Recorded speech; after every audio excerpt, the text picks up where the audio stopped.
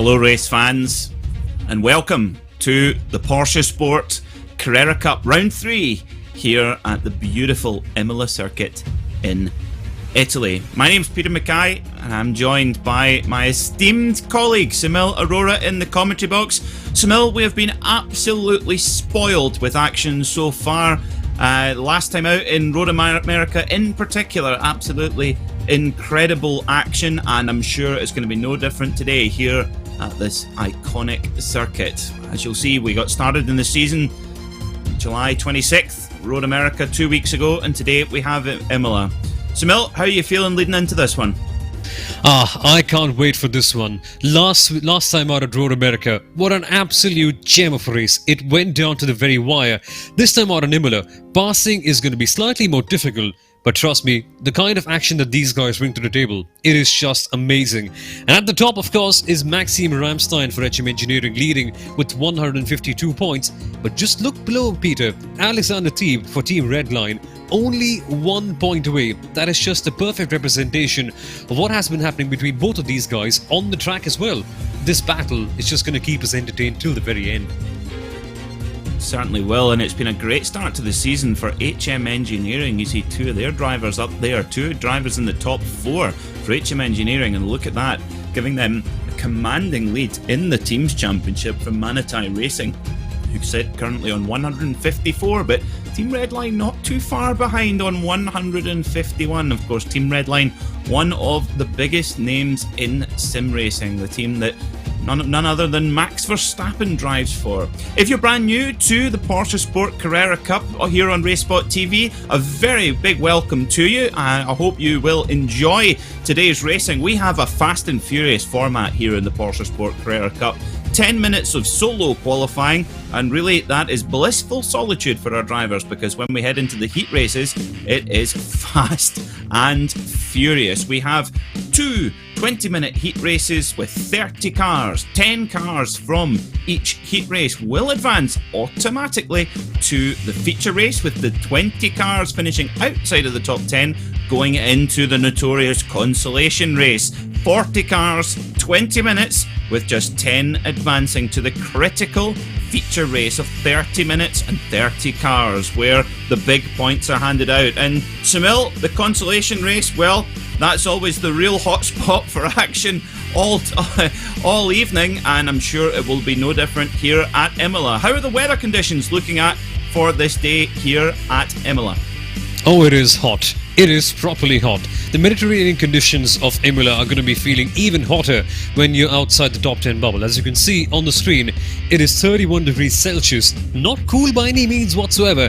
And for these guys, this temperature will feel even higher, because Imola is not exactly the easiest circuit to pass on. If you're outside that bubble of advancing ahead, these drivers will just be getting frantic. And you know what's going to be even more pressurizing, Peter? The fact that Imola isn't exactly a circuit known for its long straights. So immediately after you're done with one corner, you move on to the other one, then the other one, then the other one. So there's barely any time for you to rest your mind and actually get a little bit of peace of mind over here. So for these guys, it is going to be a proper mental challenge, this one. It certainly will, and if you can imagine, it's tough for our drivers today. You can imagine back in 1970, Brian Redman won the Imola 500 kilometres in the brutal Porsche 917 on his own. So if you think our drivers today have it hard, think of poor old Brian Redman 50 years ago. So drivers out at the moment, setting their qualifying times. Got Brian Lockwood on screen right now in the 143 machine. Of course, all the drivers in identical machines. The Porsche 911 GT3 Cup machine. However, the setup is entirely up to the driver and critically their team. You'll see a lot of drivers talking about shared setup between their team. And well, that's a critical part of getting these fickle machines to get the maximum amount of lap time. At the moment, it's Alexander Thieb, the Porsche Esports Super Cup driver in the number 54, currently leading Maxime Ramstein, the championship leader, by 29 thousandths of a second. Wow. That is mad. That is, isn't it? 1 minute 43.884. And, you know, Alexander Thieb, if you're not familiar with the Porsche Esports Super Cup, another very, very high level of racing with these particular cars. But I would say the racing here in the PorscheSport Carrera Cup has been every bit as frantic and competitive. Oh yeah, absolutely. Because the stakes are slightly lower than the Porsche Esports Super Cup, the drivers just have the liberty of expressing themselves that bit more. And as a result, every single race that we've seen so far, be it a heat or the Consolation or the big grand feature one, has been full of entertainment. These drivers have just been so open and so aggressive in their approach, and the battles that we've seen are nothing short of legendary. And from the looks of things, Peter, it is our friend from Team Redline, Alexander Teeb, who has grabbed pole position from Brian Lockwood, and the gap, oh, that was close. Certainly was, and on row 2 then will be Dylan Burst and Justin Tipton rounding out the top 4, as we see rounding up for our start of our first heat. Quentin Violate will be alongside Sam Coitert. Alan Powell will be alongside Ivo Laubscher. In 9th will be Hugo Gallo alongside Michael Pedersen. 11th, Ryan Parkins, King Hippo himself, the Porsche Club of Great Britain Sim Racing Championship champion. He is in 11th. 12th will be Thomas Gull, the Lion. 13th, Kirill Kulabuksov. 14th, Gavin Halls, another of our PorscheSport drivers. 15th, Carsten Van Eyck. At 16th, Martin Spalek. 17th, Ivan Harasta alongside Mark Jones. 19th, Arius Yamantis alongside Karl Waltquist. 21st is Tom Metherell, and 22nd, Hendrik Lichtenhagen. Looks like our drivers will be gridding up shortly, and we will be ready to go here at this wonderful facility that was originally founded back in 1950 with Enzo Ferrari present to see the first foundations being laid and the first testing taking place in 1952, when, of course, a Ferrari, what other car could it be? Ferrari 340 at the hands of Alberto Ascari, tested at an average speed of 149 kilometers an hour per lap. Extraordinary stuff. But not Ferraris today. We have Porsches. We wait for the lights to come up, and we will just be about ready to go here for round 3 of the PorscheSport Carrera Cup. PorscheSport.com, the leading independent news site for all things Porsche motor racing related. See our drivers get ready, tense up, ready to go, and we are off here at Imola for round 3 of the PorscheSport Carrera Cup. Brilliant start, flawless from the number 54 of Alexander Teeb in the Team Redline machine, heading down into Tamburello, and he's got through cleanly, and that looks like it. Watch out for Justin Tipton there in 4th with the bright pink wheels, and it's the number 143 right behind in 2nd place right now. And now we have the RaceKraft esports driver just closing in Brian Lockwood, pressurizing team all the way through. That is exactly what you have to do here at Imola. Force the other driver into making a mistake, because normally you can't really pass around here. Past the Tossa corner, it's a short burst down to this next left-hander. Piratella is coming up, and so far so clean, Peter. Quite a different scene from Road America. Absolutely, yeah, they've got through very, very cleanly as they head, as you say, through Piratella down towards Acqua Minerale, which I believe in Italian means really, really horribly difficult corner. True story. As they head down here, it doesn't sound as refreshing as mineral water, but anyway, we're down here on board with Kirill Kolobuksov and a great view of and a little bit of contact. Oh my goodness me! Just about both drivers get away with it. Well, Kirill Kolobuksov in the Wild Animals machine, that was a big bite here as they head into this horribly difficult machine, the Variante Alta chicane, and a little bit of distracting limits abuse there. I think that's Ryan Parkins in the 225 machine getting his elbows out as well. Whoa, what a start, which we've just become, well, to be honest, we've become quite accustomed to this, haven't we, Soumil? Exactly, it is one thing we've seen every so often in the PorscheSport Carrera Cup. But what's happening with one of the RaceKraft cars? That's the 143. That, my friends, is Brian Lockwood, and all of a sudden, from B number 2, he finds himself back in P6 or P7, somewhere around that margin. What has happened to Brian Lockwood is the big question that we're going to ask. Right now, though, he is forced to the outside line. Lockwood having to defend very, very hard indeed. And it is Dylan Burst who has to jump. No, not exactly. Lockwood defends at Tamburello. He has to jump. But Peter, what exactly happened to the RaceKraft esports driver? He only a couple of laps ago was challenging Alexander Teeb for the lead. Well, unfortunately, I'll have to speculate here. I would imagine either a mistake or possibly a slowdown penalty. You do see that occasionally here at Imola. Yeah, with the number of chicanes we have, slowdown penalties are a risk. And what that means for our viewers new to the broadcast, iRacing, the simulator we're using here, has an automatic system, and if it detects that you have cut the course or taken an advantage, it will order you to slow down. And of course, that will allow your competitors to get the run on you, basically. So have a look out for that. That's going to be a factor tonight for sure. 17 minutes to go. Already had 3 minutes of frantic action here at Imola. Now, don't forget, the top 10 finishers in this heat, they get automatic entry to the feature race. They can go and make themselves a cup of tea, maybe catch a couple of laps of the Indy 500, whatever they want to do. They can relax. However, the guys from 11th onwards, the last thing they can do is relax. Now, look at this. Dylan Burst, he's definitely taking a slowdown penalty. He's come out of the gas on the straight.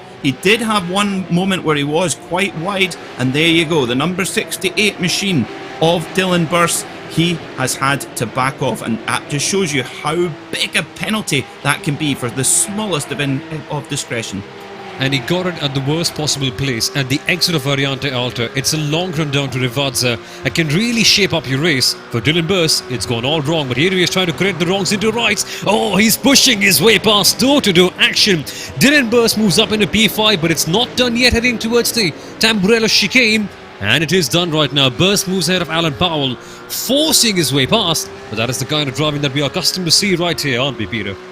Absolutely. Dylan Burst, he does race in the real world in something slightly less exotic than a Porsche 911 GT3 Cup car. He races in, and I am not kidding, Hyundai XLs, which there is a very much a big scene for those down under, racing Hyundai XLs, and I can imagine it's equally as frantic as racing these cars here in the sim. Exactly. It all just gets very frantic on the racetrack, be it virtual or the real one. But right here, Peter, Imola, it's a daunting, fearsome circuit where there is such an easy chance of going wide. And if you do, as you can see on the screen, there's either gravel or grass, and your race could virtually be done, and you could just end up losing so much of time. What these guys are doing is just keeping the car on the track and pressurizing the other driver as hard as they possibly can. Now, that is one thing that I would love to learn. As you can see, these drivers bouncing on the curbs. It's a very aggressive strategy that they're taking here, Peter, because normally when I drive, I'm a terrible driver, frankly, I end up going very smoothly through these curves, but these drivers surely know better, and they're attacking as hard as they possibly can, because with only 20-minute long heats, you just have to give it your all for every single corner. And from the looks of things, the likes of Justin Tipton and the others certainly are doing the same.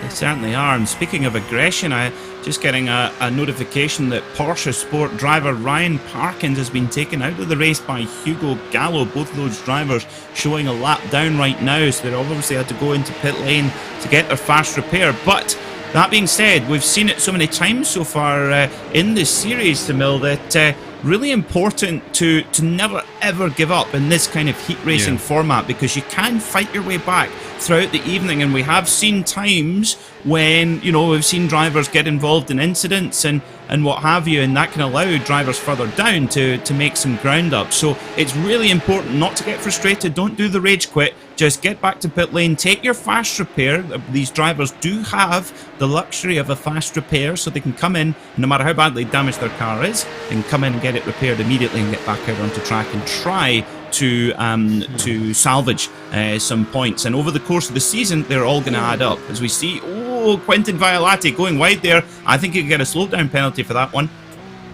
No, he just almost kept it clean. He's being chased up by the pink-wheeled car of Justin Tipton. You know, these RaceKraft esports drivers, they work really hard between the races to try and figure out what's going on with their data, trying to really pinpoint things that they can improve on. And you can see it in the way this team is performing in the results as well. So they know exactly what they're doing. And Justin Tipton has been there or thereabout at the front of the field almost every single time. Can he get Quinton in this one? We've got 13 minutes left. It's a long time left for this one. And now we're riding on board with Brian Lockwood, his teammate, currently finds himself in P number 4. And it's interesting you mentioned about comebacks, Peter, because in the last round we had Tim Matska. He was second for a couple of moments in the opening lap, and then he got taken out, or I don't remember exactly what happened. He made a mistake at Canada Corner, and he fell down all the way down to the back of the grid. and Matska, in a 20-minute long heat race, recovered to finish in P10 to automatically qualify for the feature race. Now, if that isn't a good example of what can really happen in heat races, nothing else can really sum it up.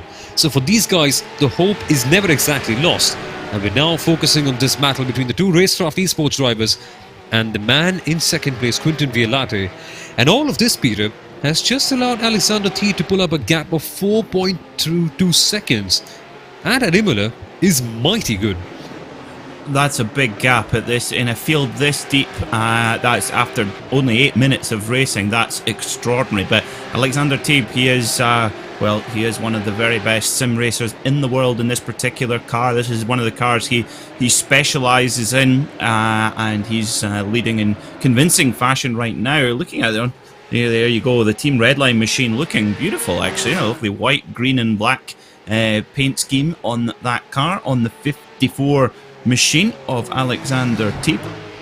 He's quite the hot shoe, isn't he? Of course, one of the very few pro license holders in our field.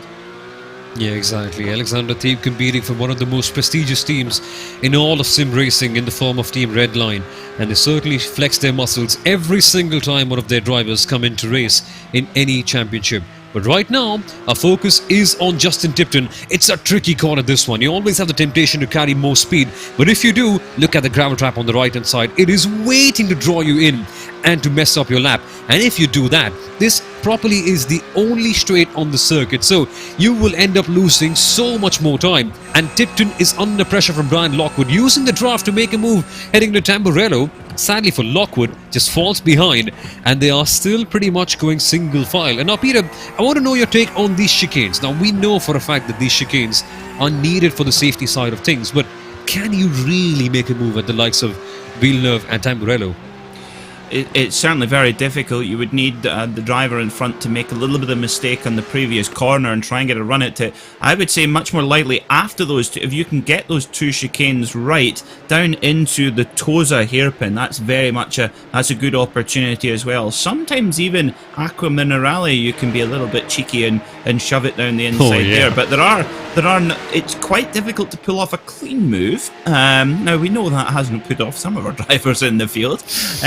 So, you're going to see that as well, as we see Gavin Halls on screen right now in the number 38 PorscheSport machine as well. You'll see a couple of logos on there. You see Strasser Porsche, one of the specialists for second-hand Porsches in the United Kingdom, and also Veloce Driving, where my co-host of the PorscheSport podcast, Kat Impey, is an instructor with Veloce Driving. So if you want to go faster, give Kat and Veloce Driving a call. They will certainly, particularly if you drive a Porsche, that's a particular speciality of hers. But Gavin now, he's got to be thinking about that top 10 bubble. If he's sitting in 13th right now, 9 minutes to go, he's sitting in within a chance of, he's now chasing down the very quick Dutchman, the number 28, Sam Kuitert. So he does have an outside chance here of getting this car up into the top 10 and being able to go and make himself a cup of tea and wait for the feature race.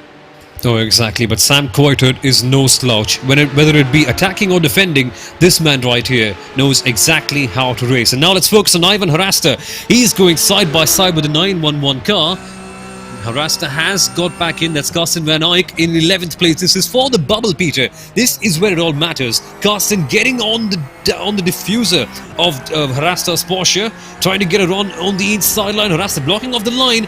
You can't get a feeling that Carsten has to go to the outside because Harasta blocks off the line very smartly. And nope, he has to wait for this one. This battle right here, Peter, is going to be the most fun one, because now these guys are fighting for a direct spot to enter the feature race, and Harasta is just getting pressurized by Carsten right behind. The tempers will be flying, won't they? Absolutely, and this is what we've seen a couple of times so far here in the PorscheSport Carrera Cup on Racespot TV, because if you're currently sitting in 12th or 13th place, you are by no means out of it, because we've seen so many times that top 10 bubble is so important. Getting that spot in the feature race, not having to go through the Consolation, which we know absolutely anything can happen, and it usually does in the Consolation race. You really don't want to have to go through that way. It's a bit like being on drop day in the Indy 500, but Yeah. But what we have seen, because it's so furious, we've seen incidents, and that we've seen so many times drivers in 12th, 13th, sometimes even further down than that, actually get a kind of a shock spot in the feature because of the aggression up in front, shall we say. Exactly. And you just have to wait to be in the right place at the right time to pick up the pieces and find yourself in the feature race directly.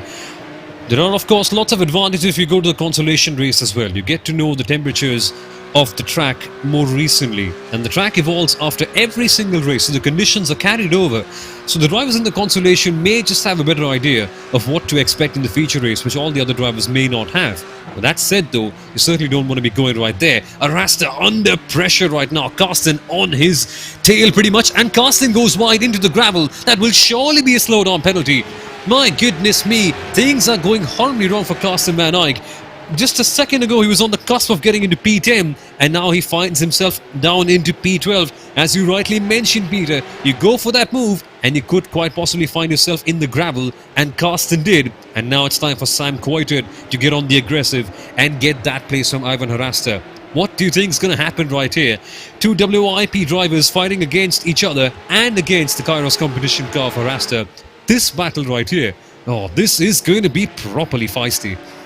Yeah, well, this is interesting. You got two teammates here. Coitert's gone by. He's now got that critical spot in the. Well, he's now got the chance to get that critical spot in the feature. Just waiting for our timing screen to refresh slightly. But yes, it does say. I thought it actually said "whoops" on the side of the door rather than WOIP because it was a bit whoops for Hrasta there going into the gravel. But look at the Dutchman, Sam Coitert. We know he's quick in a single-seater car. We see him doing very well in Formula 3 machines, but he's clearly adapting to this 911 GT3 Cup machine very well as he's going around the outside.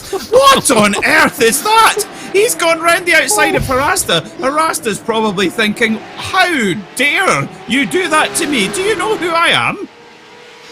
Wow, that was absolutely incredible. Sam Coitert, you beauty. Just send a shocker around the outside, and you just do not do that right there. But now then, it's not done. Hrasta comes to the outside line. It's a tricky place to pass at Tamburello. They're under the braking. Hrasta with his nose up ahead, and he's around the outside as well. What is this going on? It's like an around the outside party at Imola here today. Come and get your moves for free. This is stunning. With 5 minutes left to go, the racing right here is peaking right now.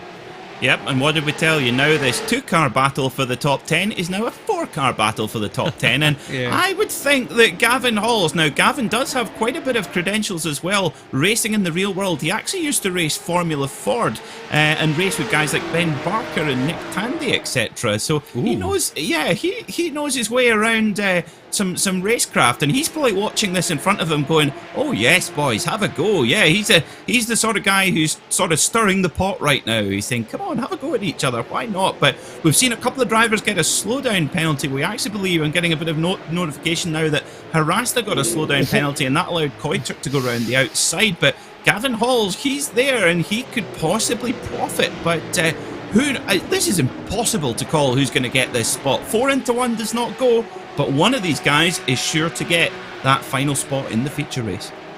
And now watch out for Coitert. We are coming towards the Rivazza corner. Is he going to make a 2.0 move of his lunch the last time out? Not exactly. So Coitert waits, and we just saw him getting a bit too leery on the exit of the outer corner because he just went on the throttle a bit too early on. So you can certainly see Sam Coitert very excited, very eager in his driving to try and get that move in. Question is, Hrasta is a tough defender.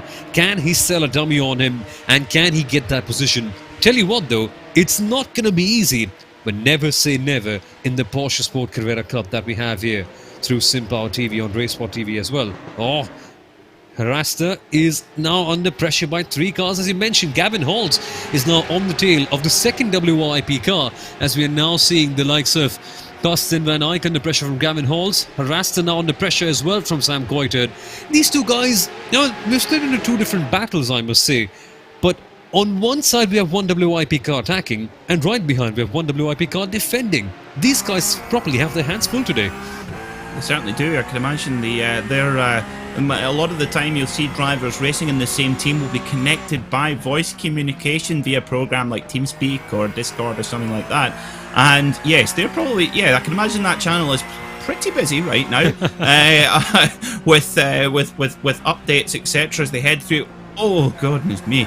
Through Aqua Minerale, through there. That is, we were talking about it, before the broadcast. That trying to get these cars, particularly these 911 GT3 Cup car machines, they're rear-engined, and to be honest, you have to run them with quite a strange brake bias. And when you're trying to slow them down, they just want to kind of swap over and smack you over the back of the head. As we see, Koiter, he's lining it up. He's going to go for the Verstappen again. He's going to go for the round the outside. Can he make it work? Harasta shuts the door right in his face, saying, I don't care where you think you're going to go by, I am going to block you. And he does. And so that keeps Koiter back for one more time. And you see Koiter's got a little bit of damage there on the bonnet or the hood of that 911 GT3, and he's right in the draft of Harasta. 2 minutes to go here at Imola, and Koiter looks to the inside. He might have it. Harasta gives him absolutely no room, does, and then goes to the wide line, goes for the entry. Koiter goes in. Oh, this doesn't fit, surely. Oh, wow. Brilliant stuff from both drivers there. Big aggression from Koiter and good discipline as well from Harasta, avoiding a confrontation there. But that's Koiter, and that is critical. It might normally, in any race, the battle between 10th and 11th is usually irrelevant, but in here, it is everything. But it's not done yet. Harasta is very strong around this sector of the circuit. He could just very well make up places. And heading towards the Piratella corner, Harasta is closing up pretty much right now. Koiter has a little bit of breathing space, but that breathing space could disappear in a matter of moments. What have these two guys had for lunch today? They are just taking the aggression levels to another level as we now head towards the Aqua Minerale corner. This will slow things down a little bit towards the Alta chicane. It's a properly tough corner, this one. You have to be very aggressive on the curbs. These cars are just bouncing around over there as they will now approach the corner. And you could just see the likes of Koiter. Look at them, just jumping over the chicane, trying to show all of their aggression on those curbs. In a single-seater car, it can wreck your car. Not so much in these rather durable Porsches. Now, from the looks of things, Peter, Koiter has got a bit of a gap for himself, so Harasta may just consider sticking behind where he is. Someone like collateral damage, because right now he's in P11, and that's not a bad place, especially because that'll put you in the very top of the Consolation races. So it may just be a blessing in disguise for Harasta. Possibly, yeah, it absolutely could, but it does make his night a lot longer. You're asking what they had for lunch. I think for Koiter, look at the gap he's making. Incredible. I think he's been having something called kip satay, which is a delicacy in Holland, in his native country. Basically like chicken on a skewer with peanut sauce and fries and some kind of like it's called kroephoek. It's like a kind of like prawn crackers, actually. It's very, very tasty. One of my favourites when I go to the Netherlands, and I suspect Sam's had one of those for his Sunday lunch, and that seems to be working. I might have to get myself over there and eat some more of it, because I need to speed back up like young Mr. Koiter. As we see the number 54, Alexander Teeb, he's taken the white flag. We've hardly spoken about him because he's just been perfect so far, has the Team Redline driver. Of course, had an incredible battle with Maxim Ramstein last time out at Road America, but here at Imola, it's going to be business as usual for Alexander Teeb, the Team Redline driver, coming around the final two left-hand bends. And opens up 485 horsepower to head down the start-finish straight for the final time. Your Heat 1 winner then, number 54, Alexander Teeb for Team Redline, takes the win. What a superb drive by Alexander Teeb for Team Redline, dominating this heat and proving exactly why he gets that rather hefty I rating. Back behind though, the battles were close as they could possibly be. And Quinton Violate finishes in second, with Brian Lockwood for Team RaceKraft Esports in P number 3. And Dylan Burst coming up to split the RaceKraft Esports drivers in fourth. And Justin Tipton, with those pink wheels, finishes P5. Oh, and look at that. Gavin Hall's nipping up to 12th place there, but Sam Koiter gets that vital final spot as we see, whoa, the number 77 and Mark Jones there just running over getting the edge on his competitor there over the line. And Oh, well, I have to say, Soumil, that did not disappoint once more. So here's your race results then. Alexander Teeb wins by 6.7 seconds from Quinton Vialati. What a drive. Rounding out the podium, Brian Lockwood in the number 143 machine. Fourth was Dylan Burrs. Fifth, Justin Tipton, Mr. Pink Wheels himself. Sixth was Alan Powell. Seventh, Michael Pedersen. Eighth, Ivo Laubscher. Ninth was Kirill Kolobuksov in the Wild Animals machine. And 10th was Sam Koiter. 11th, Ivan Harasta. 12th, Gavin Halls for PorscheSport. 13th, Karsten van Eyck. 14th, Hendrik Lichtenhagen. 15th was Mark Jones. And you'll see the rest of your runners going out there. Hugo Gallo and Ryan Parkins involved in an incident early on. So here is your starting grid then for heat number 2, Fast and Furious. Maxim Ramstein starts in front of Diego Francisco in the front row. Row 2 is Kieran Harrison and Robin Osland. Row 3, Anders Meyer and Espen Erlandson. Row 4, Jonathan White and Justin Rem. Row 5, Artem Grabau and Jose Manuel Padin. Row 6, Lewis Ward and Tobias Meisel. Row 7 is Martin Donati alongside Oscar Wilkins, and row 8, Clement Andriot alongside Nelson Costa de Souza. Row 9, Freddie Scatini alongside Rolf Anderson. 19th is Tristan Marks, and 20th, Jacob Robotham. And 21st is Jack Wilson, and finally, last but not least, the flying popsicle, Dane Baird in the number 36 Kairos competition machine. Whew. I feel I've got to say the words as fast as our drivers are going, Soumil, to get it done in time before the grid starts. Exactly, there are quite a few drivers competing right here. And here they are then lined up on the grid. Heat number 2 in Imola. This should be a proper cracker. Leave aside the UCL, this is the place to be. Yep, pretty much. Even watching paint dry would be better than the UCL, but this is the absolute opposite of the UCL. Proper action, proper entertainment here in the PorscheSport Carrera Cup. We wait for our drivers to get to the grid and we will be ready to go. You'll see the drivers engaged launch control on these sophisticated machines. We will be ready to go for another heat, another 20-minute heat. So the same deal here, 10 drivers make their way through to the feature. The rest have to go through Consolation. We see some of the drivers twinkling their lights at us. Hello, maybe they're signalling at us, Soumil, perhaps telling us to say something more interesting. I don't know, but we'll see. So we'll see number 48 there of Diego Francisco, alongside Maxim Ramstein, who's been an absolute revelation in this series for HM Engineering. And we are green here at Imola for heat number 2. And Maxim Ramstein gets a good start. He's got his HM Engineering teammate right behind him. They head down into the chicane, 3 wide, into Tamburello they go. And oh, the number 48 of Diego Francisco makes his way around the outside, and Maxim Ramstein, I think that's maybe just caught him off guard. He goes to the inside line now, heading down into Villeneuve chicane, and oh dear, it's not a good start for Ramstein. The 44 of Robin Osland getting through in there, and he makes a mistake, and oh, keep it out of the wall.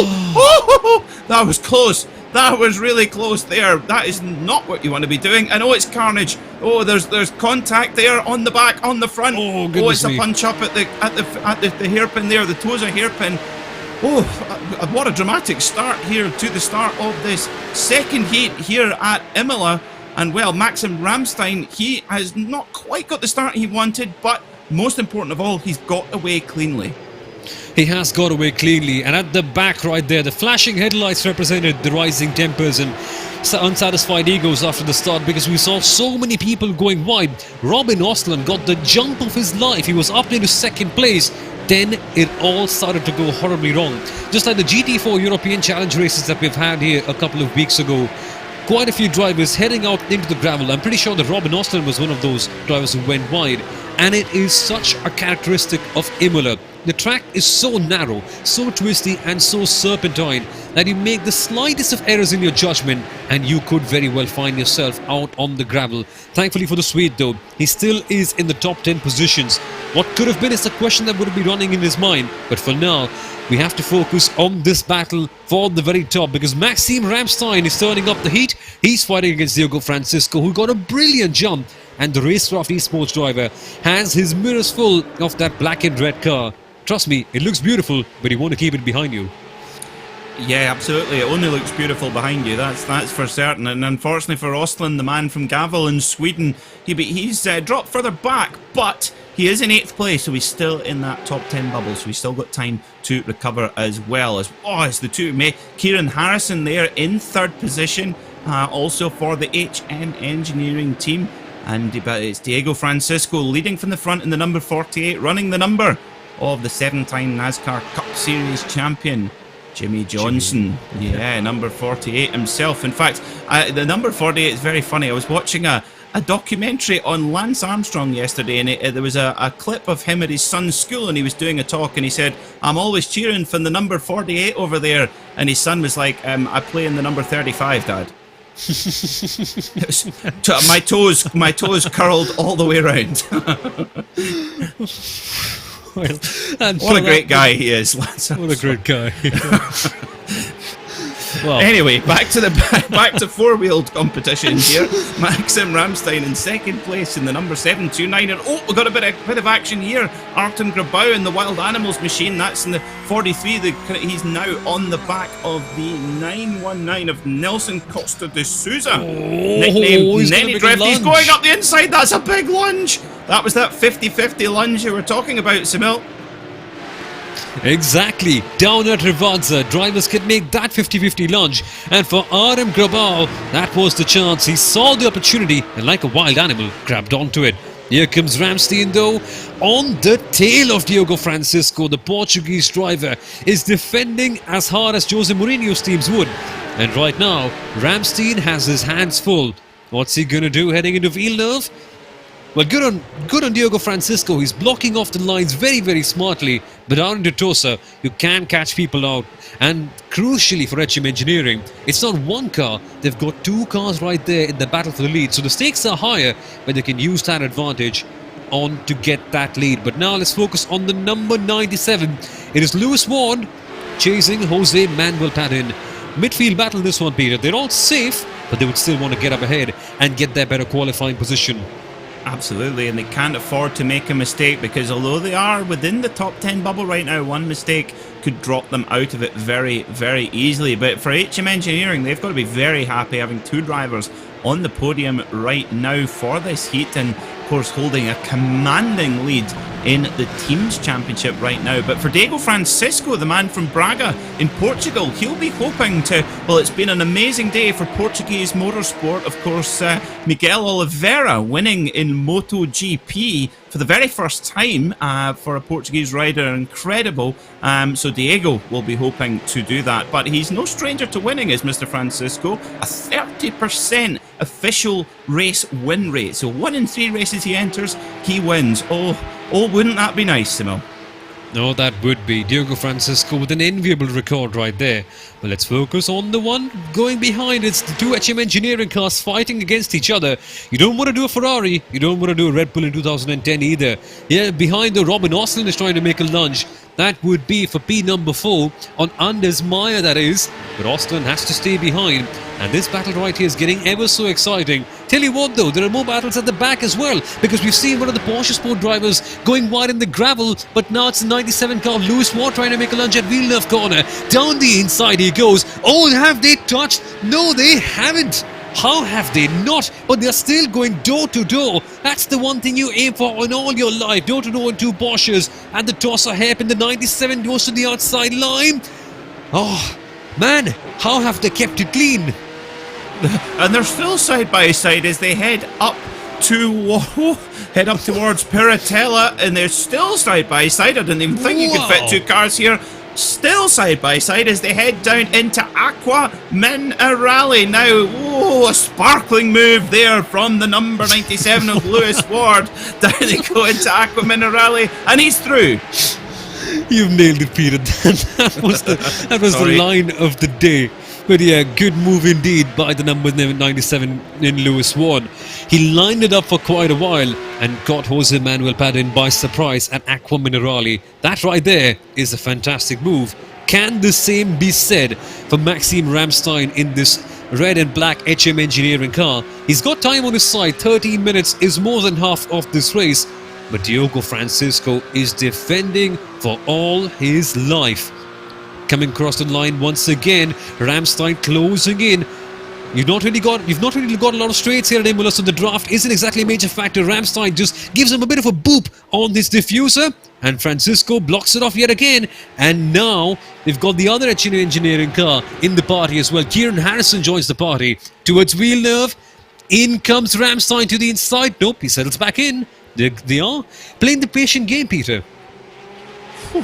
If that's him being patient, I can't wait to see when he gets impatient. My goodness me. It's almost like he's just painted some HM Engineering red on the back of Diego Francisco's machine. You can almost see the weave and the carbon fibre of the bodywork there. But Francisco, no matter how much pressure is being applied to him, he's holding strong. So he's clearly got the same cool head of his two-wheeled compatriot Miguel Oliveira in MotoGP. Doing a grand job here is Francisco with not one but two HM Engineering cars behind. Now, this is our bubble battle. This is really important. Tobias Meisel in the Impulse Racing machine. He is battling at the moment with the number 17 of Martin Donati, who is in 9th right now, but they've got one of the Wild Animals cars there, the number 43 of Artem Grabau, nicknamed the Lawmaker. There's a nickname for you. He is the unfortunate man in 11th place. He is, let's call it, the bridesmaid's position right now, and well, he wants to step up to the altar. Well, for him, everything is on the line. He can get an automatic qualification in the feature race if he gets one position in, which can look quite a factor, because now with Tobias Meisel chasing up Martin Donati in P number 9, it could be a realistic possibility of something quite like that happening. But on the other side, if you are in that 11th place battle, if you are Tobias Meisel, well, he's sitting in P10. He may be thinking, okay, I can get a direct qualification, but maybe if I fall down, well, Consolation race gives me a good chance to understand the track temperatures, get me a good idea. And if you win that one, well, you'll not be that far off as well. So there are added advantages of going in the Consolation. For sure, It makes the night longer, but in the lead, Peter, something big is happening. Francisco being chased by Ramstein, and he's got the move done. Oh, I don't know, it's not done yet. Oh, Ramstein gets forced to the outside by Francisco. They're side by side then, heading up towards Piratella. Oh, this is going to be really close. Ramstein's on the outside. He might have to yield here. He does not. He gets run wide. But then now they're going down side by side down towards Ackerman Rally, and Ramstein's by. He's got by Francisco into the goal. Ramstein's off. Ramstein has spun into Ackerman Rally. Oh no. That will be refreshing for Francisco, but for Maxim Ramstein, our championship leader. Oh, he really was pressing the issue there and into Ackerman Rally. That braking zone is just evil. So let's get another look at this, Soumil. Let us indeed. Ramstein going to the outside line. It's a quick approaching corner, this one. Perhaps Ramstein shot it a bit too hard. No, the rear end spun around on the brakes. That is such a characteristic of this Porsche GT3 Cup car. When you slam on the brakes too hard, sometimes the car can just spin around on you, as you mentioned early on, Peter. And now, from one HM Engineering teammate to the other one, Kieran Harrison is going to fulfill the prophecy. To the inside line he goes. Now Robin Austin is in 3rd place. This battle is getting ever so exciting. Francisco to the outside line. He has to concede this time out, but he'll not let it go so easily. Harrison moves up into the lead. Robin Austin is closing back in this one. This is going to be a proper 4-way fight to the finish. And now let's see what they can do heading towards Villeneuve.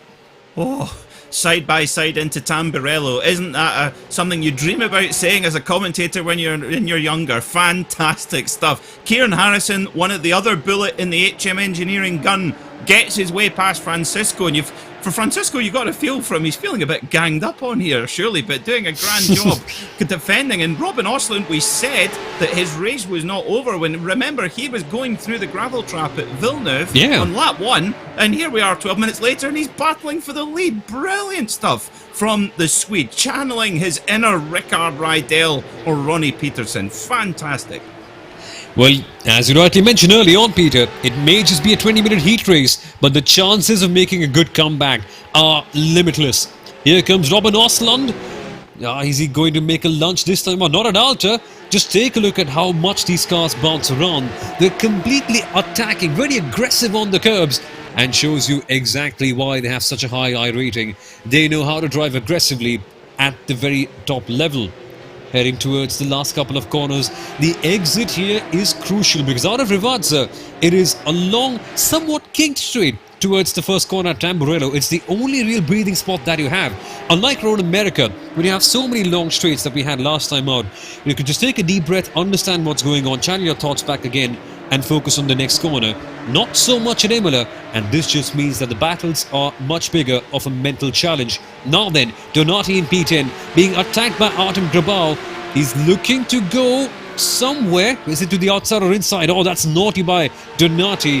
Heading towards Tamburello, Peter. Who's got the edge this time out? I think it's maybe just going to be Donati. Now, he's furiously defending that bubble position. He'll know he's in 10th place. He knows how important that is. And whoa! The 43 of Grabau. Well, he grabs that position back. And oh, he's in the grass! He's in the grass. Obi holds on to it. Oh my goodness me. 3 wide! 3 wide into Villeneuve. Is Donati going to be able to hold out? This surely can't fit, but it does. Oh, Grabau goes past, and Donati's right on his gearbox. There's 4 in now. There's the 919 of Nelson Costa de Souza. Who on earth is going to come out of here? We've got one of the Team Bergen cars in there. That's Erlinson. They now head up towards Piratella, and oh, this is we talk about the cork flying out the bottle. Well, it's in the ceiling now. My goodness me, as you see the number 14 of Erlinson going round the outside, heading down into Aqua Minerale into he's got gets a little love tap there. Well, love tap being of course the absolute opposite of what's involved there, and a slow down penalty. But I actually think he got helped off the track there, did Grabau. But this is all happening. I can't keep up, Soumil. I can't either. The battles are incredible. Espen Erlandsen trying to go around the outside of Tossa, almost got it done. And the interesting part is, Peter, people are going around the outside to the AstroTurf on Piratella. It is allowing them to get a good advantage. Now, if you just throttle in a bit too hard, which is such a tempting thing to do in these 911 GT3 Cup cars, that AstroTurf can punish you as hard as you could possibly imagine. All these drivers, though, they're using it to their advantage, just tiptoeing their way around over there and getting a good run towards Aqua Minerale. So that could be the secret of success. Mind you, though, if you shoot Aqua Minerale a bit too hard, you can do exactly what Espen Erlandsen had a moment ago, getting a slowdown penalty. Now then, it is not over. Donati is on the charge. Artem Grabau has to defend so hard. Nose to tail, these guys. The 17 car goes to the outside. They are still going side by side here. Donati has to sit back. And now then, it's not done because Donati's under pressure from the likes of Espen Erlandsen and Justin Ream. And these guys know how to make their moves on. They certainly do. The man from Alberta, the 912, Justin Rem from Sylvan Lake. And I have to say that I think Grabau's got the pace here. Just seems like he's just got a little bit more pace under that car. So he really needs to do a couple of qualifying sectors here to try and break away from this Rami behind him. Martin Donati now in 11th in the cast car in that white, green and red, almost like the old Castrol livery. Brilliant looking car there. The Team Birkin machine of Espen Erlandsen, that's the white and black one, and the blue and black of Justin Rem as well. Fantastic stuff. And I think, is that Dane Baird? It is! Dane Baird in 15th position. Well, he's made a great climb up the pack as well in the Kairos competition machine. I have to say, we're a bit disappointed that the Flying Popsicle has been retired. Yeah. But I have to say, this new one, this Kairos competition machine, doing a great job as we see Erlandsen getting a slowdown penalty there. Oh, does that put Baird off on the brakes? I think it does. Oh, we know he likes rallycross, but not right now, Dane. Afterwards, but he manages to get back. But that was unlucky for Baird there, getting pushed off by Erlandsen. Unlucky. It is such an easy thing to do at Rivazza corner. You can just come in with a bit too much speed. Normally it is just a very tricky corner to navigate when you've got a slowing down car right ahead of you. Boy oh boy, that's going to be so tricky. Here we come then. Donati trying to attack, but sadly just has to wait out, and Grabau is doing a superb job defending that position. Now we know that Imola is a narrow circuit, but we are seeing drivers over here still going on the aggressive, still hunting down on the people and making those moves. And the fact that Grabau has able to defend that position for so long is quite a commendable thing right now. Heading towards the middle sector of the circuit, Peter. 3 minutes to go. Kieran Harrison is doing a superb job at the top. But trust me, we can't keep our eyes away from this battle, can we? No, we can't. Sorry, Kieran, I'm sure you're doing a brilliant job, but this is just incredible. Absolutely extraordinary. Oh, Donati goes wide. Donati goes wide onto the AstroTurf, which, well, it's a bit like frozen over Aquaman rally. Very, very slippy. Oh, they're on the brakes. Oh, God, this is really, really tricky into there. I cannot tell you how difficult that braking zone is. In this car, that corner, it's one of the hardest combinations anywhere in the world, and anyone who's driven that corner on any simulator, whether the iRacing or otherwise, will know exactly how tricky that particular corner is. And the tricky part is these 911 GT3 Cup cars, no traction control, so you have to be so gentle on the throttle, and critically at a circuit like Imola, no ABS as well. But I'm surprised that these drivers aren't having so many flat spots as the surface of the moon, because normally, when I was driving here without the ABS, I was just locking up all the time, and it speaks volumes about how good of a driver I am. But Imola is a tricky circuit. There are so many places, case in point Tamburello, where you have to brake and turn at the same point. So for these drivers, the fact that they're not locking up so much is a commendable thing on its own. But the fact that Kieran Harrison is able to defend from a very astute driver in Diego Francisco makes it even better. Now then, Peter, a four-way battle till the end. 1 minute and 40 seconds left to go, I beg your pardon. Who's got the edge? Will Diego Francisco pull out a bunny from the hat and get his place up ahead of Kieran? Absolutely. There's two things these cars don't like. One, cheap motor oil, and two, braking and turning at the same time. They really, really don't like it, and they will tell you. But these drivers mastering the beast incredibly well. But this battle at the front has been extraordinary. A lot of the time we've seen a kind of standout winner in the heat races, and a lot of the action has been further back. But today, we're absolutely spoilt for action. Still turned into the Champions League final? Nope, didn't think so. This is far more interesting. So, the number 9 of Kieran Harrison, I tell you what, he has been absolutely fantastic in this race. Ran very cleverly behind his teammate Maxim Ramstein as he did the hard work with Diego Francisco, but for Kieran Harrison looking very, very strong as well. We've seen him go quickly in a touring car, in the Audi RS3 touring car recently. You can see just at the back of shot there in 5th position, Maxim Ramstein, as well 6 seconds back from Harrison, but for Ramstein, well, he's at the moment safely into the features. We see Oslin taking a wee look. Oh, dearie me. No, so he might have a camouflage on, but we can still see him, and I'm sure Diego Francisco still see him. Saw that Go Team Racing machine as well as we head down towards Villeneuve, down the gearbox and trying to clip the curb.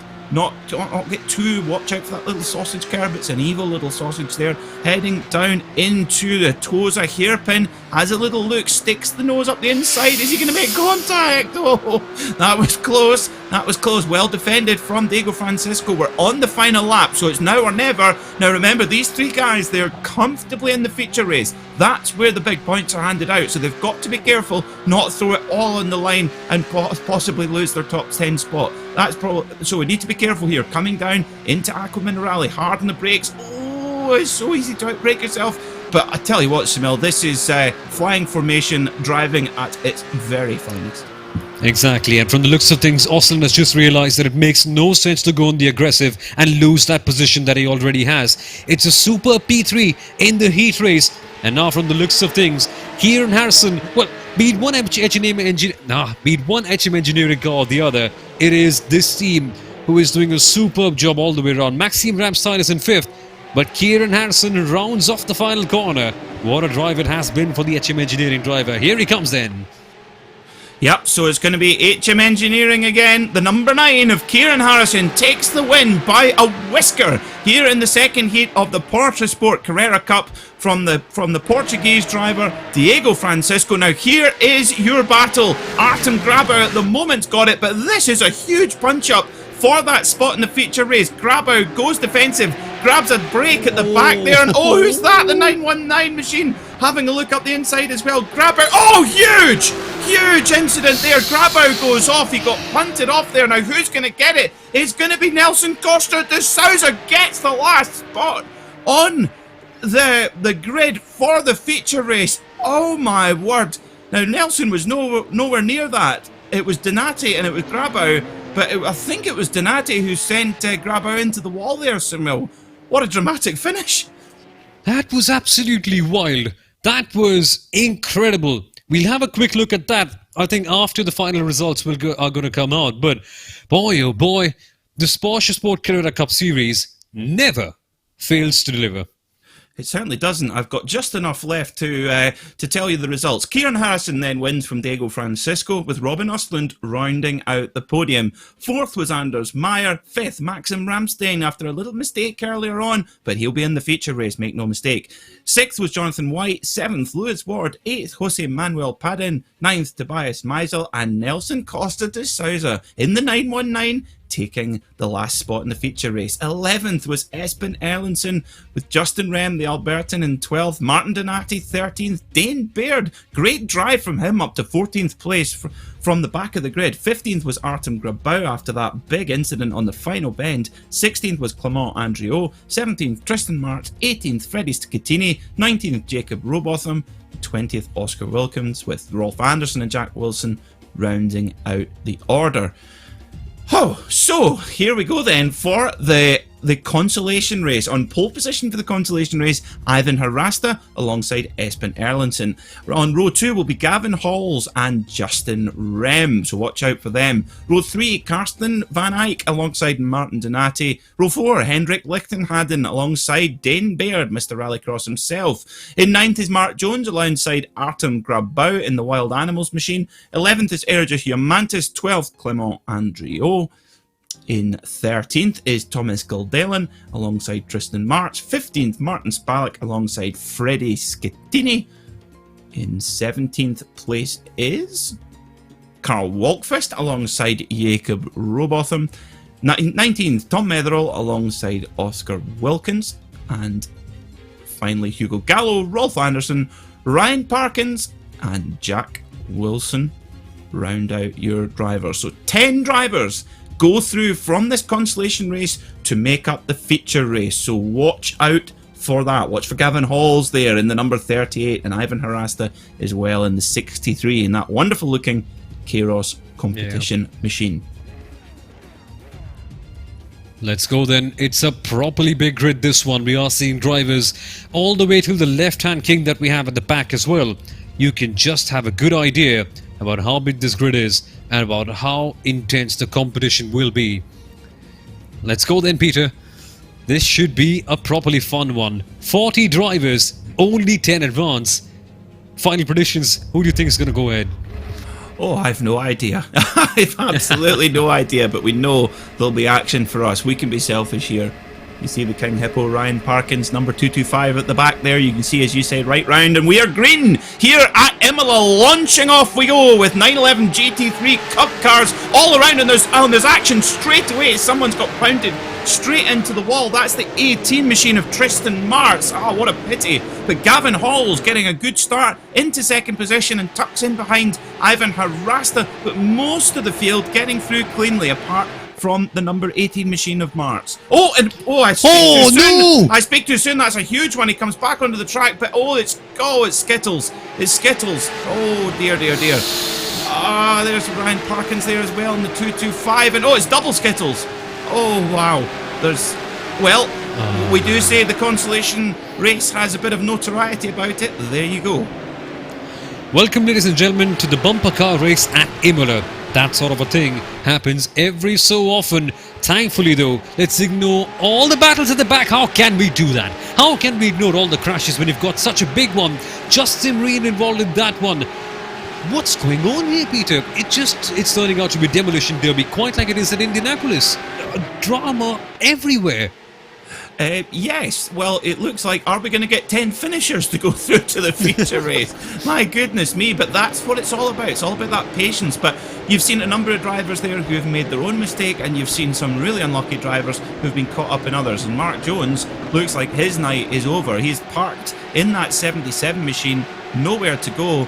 The number 37 there, Clement Andriot, his nickname is Gambus. And look who has made an absolute bullet start. Ryan Parkins, the Porsche Club of Great Britain sim racing champion. He has got up to 11th place after being taken out in heat number 1. He is fighting for his spot in the feature, and watch him in the 225 machine. Great start. Looking at the number 71 of Eridus Yamantis, the Lithuanian kart racer, as we see, is it Espen Erlendsson going for a little look up the inside in the 14 machine on Gavin Halls, but Gavin is able to defend, currently sitting in 2nd place right now. Remember, these spots are very important. This is 11th, 12th, 13th, 14th, etc. in the feature race, so can get you a good grid spot if you can win the race here.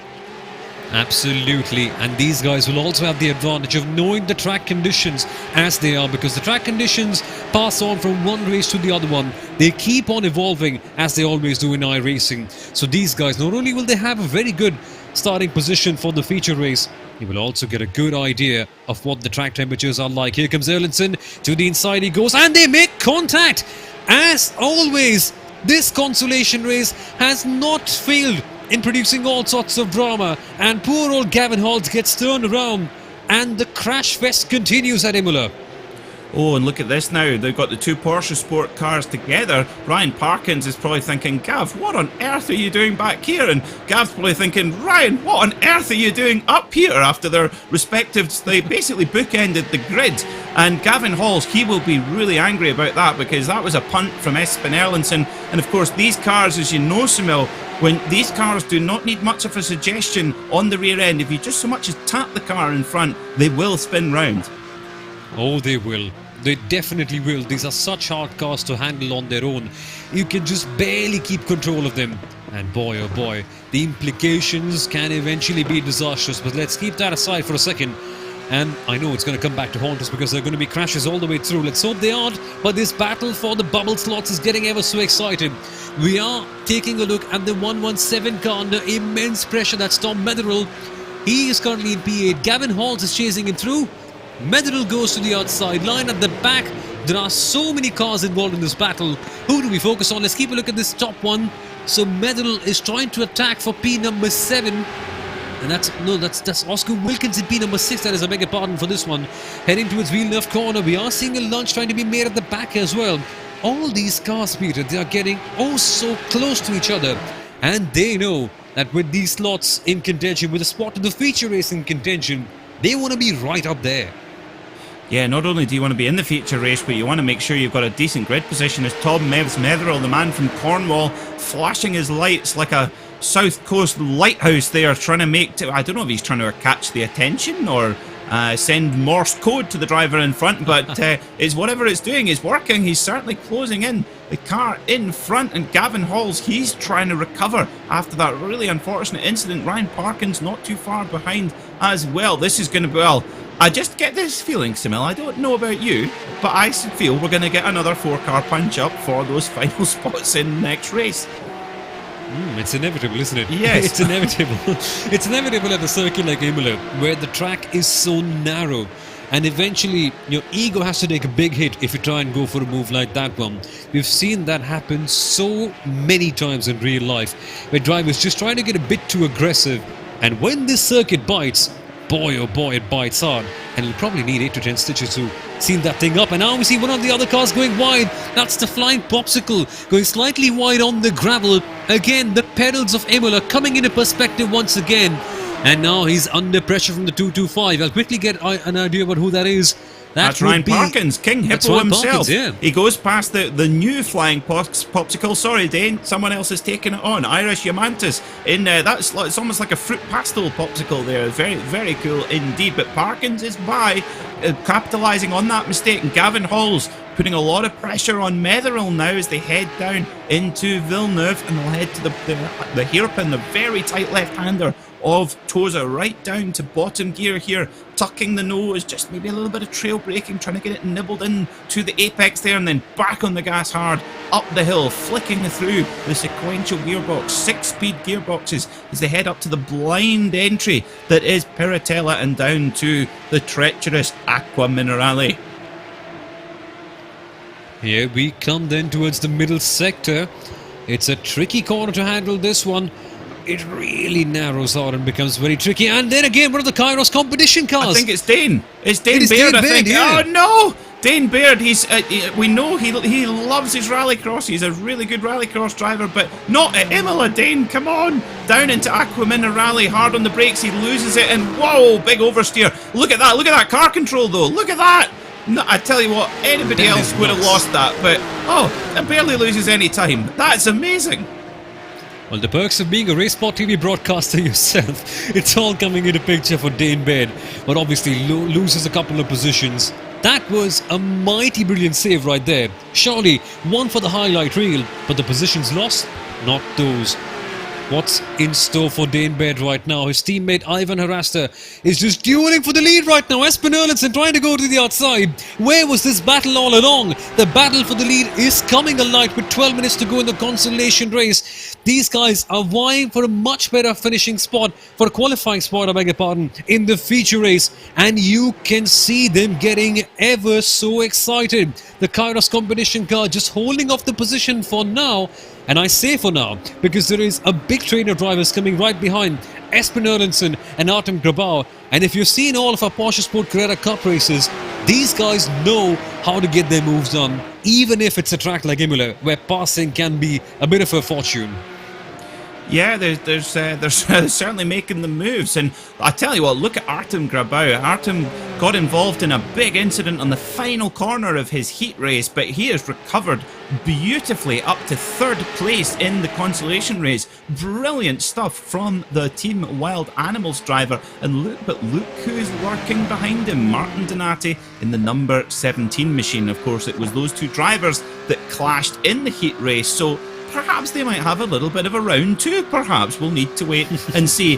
Despite that mistake, Dane Baird's still in that vital top 10. He's in 9th place right now, so he should be able to hopefully stroke it home to be able to get a crucial spot in the feature race. And if not, well, put your feet up and watch the rest. Don't turn on the Indy 500, turn on the PorscheSport Carrera Cup feature race, because, well, we're certainly seeing, once again, Soumil, it's been... We thought, well, after Nürburgring, we thought, couldn't get possibly more exciting than that. Then we had Road America, which nearly gave me a heart attack. And, well, here today at Imola, we're getting it just again.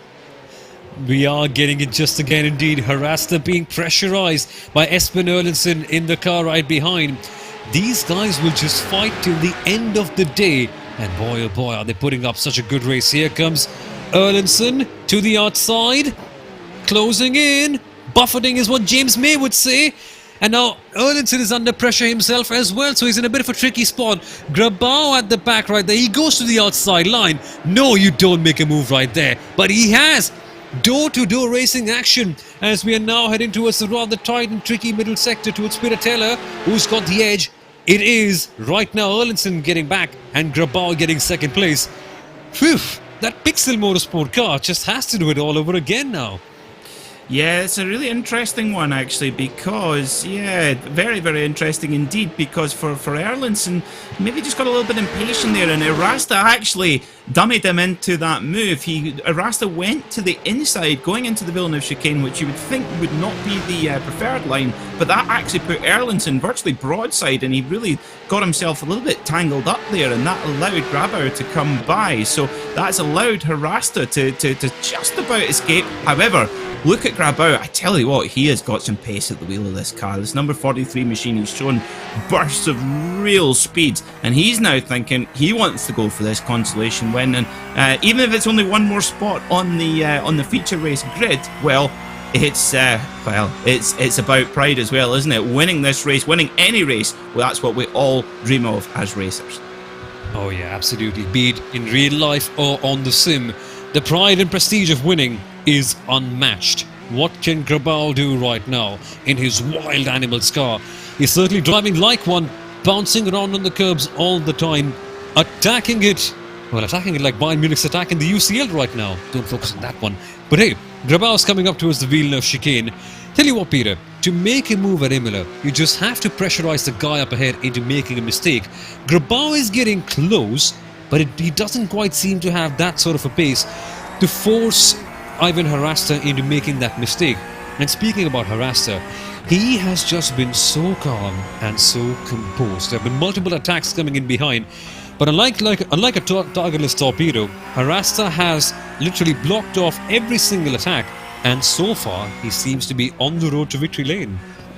I feel his serenity is about to be interrupted here by Artem Grabau in the number 43, running the same number as Ken Block runs on his Gymkhana machines, the number 43. And well, he'll hopefully not be having as much oversteer as Mr. Block has, because that is not the quickest way to go around a track like Imola, as we have 7 minutes 54 seconds to go in this incredible consolation race. And well, if you're enjoying this, folks, we certainly are here on Racespot TV. Don't forget, we've still got the feature race to go, 30 minutes of action for that. So if you think this is good, wait till you see the feature race, where it's going to be an absolute cracker. Gavin Halls and Ryan Parkins are two PorscheSport drivers, now up to 7th and 8th place as well, so they'll get a reasonable spot, but a mid-pack spot for the feature race. And Justin Rem, despite that little incident, he's up to 12th as well, so it's going to be hard to get up to 10th place, but keep an eye on the 912, the Albertan. Now keep an eye indeed. When he comes alive and when he comes into his own element, he can certainly produce a whole lot of drama. Here we come then, Grabau. He's got a polish off for getting really close at this corner. And again, close but no cigar. This three-way battle is getting ever so exciting. We are seeing that Pixel Motorsport car coming into their perspective as well. So Espen Erlandsen, P3 is not a bad place to be in, but he wants more, and he certainly is willing to fight it out for the same. Coming towards Piratello once again. 6.5 minutes left to go on the clock. The time is running out like sand in an hourglass. Question is, what can you do before the top half is completely empty? Well, it's just making me hungry now, because whenever I think about an egg timer, I think it's like baking or something like that. So I'll need to. I've actually got some chocolate cake I'll be able to have after the broadcast, but I don't know if I'll need any more sugar. I don't even need any more sugar. I'll need something to calm me down. Maybe a scotch. Yeah, I'll have a scotch. Yeah. So the number, this is, I tell you what, Soumil, this is the kind of calmest we've seen it all day. This is where we're now seeing the drivers just kind of sizing one another up now, and Harasta's quicker in certain parts of the circuit, so is Grabau and so is Erlandsen. And these drivers, you maybe get the impression that they're thinking, right, we don't have to go completely crazy here, as we look back at Dane Baird, who's now got the advances of, now this is interesting, Soumil. Arias Yamanta's in the new Flying Popsicle. Dane Baird, who, let's be honest, he betrayed and deserted the honour of the Flying Popsicle and went to this new livery of his, and he's now being chased down. He's being spooked by Arias Yamanta's in the new Flying Popsicle. Well, let's see what the Popsicle can do. Well, eventually, if it's a good race for Arias Yamantas, the Popsicle will get his throat rather achy out of screaming from excitement. Well, let's see what can happen right now. 5 minutes left to go. The excitement level certainly can peak in, but Dane Baird doing a very decent job in that Kairos competition car to defend. Well, the Flying Popsicle could come in from any angle.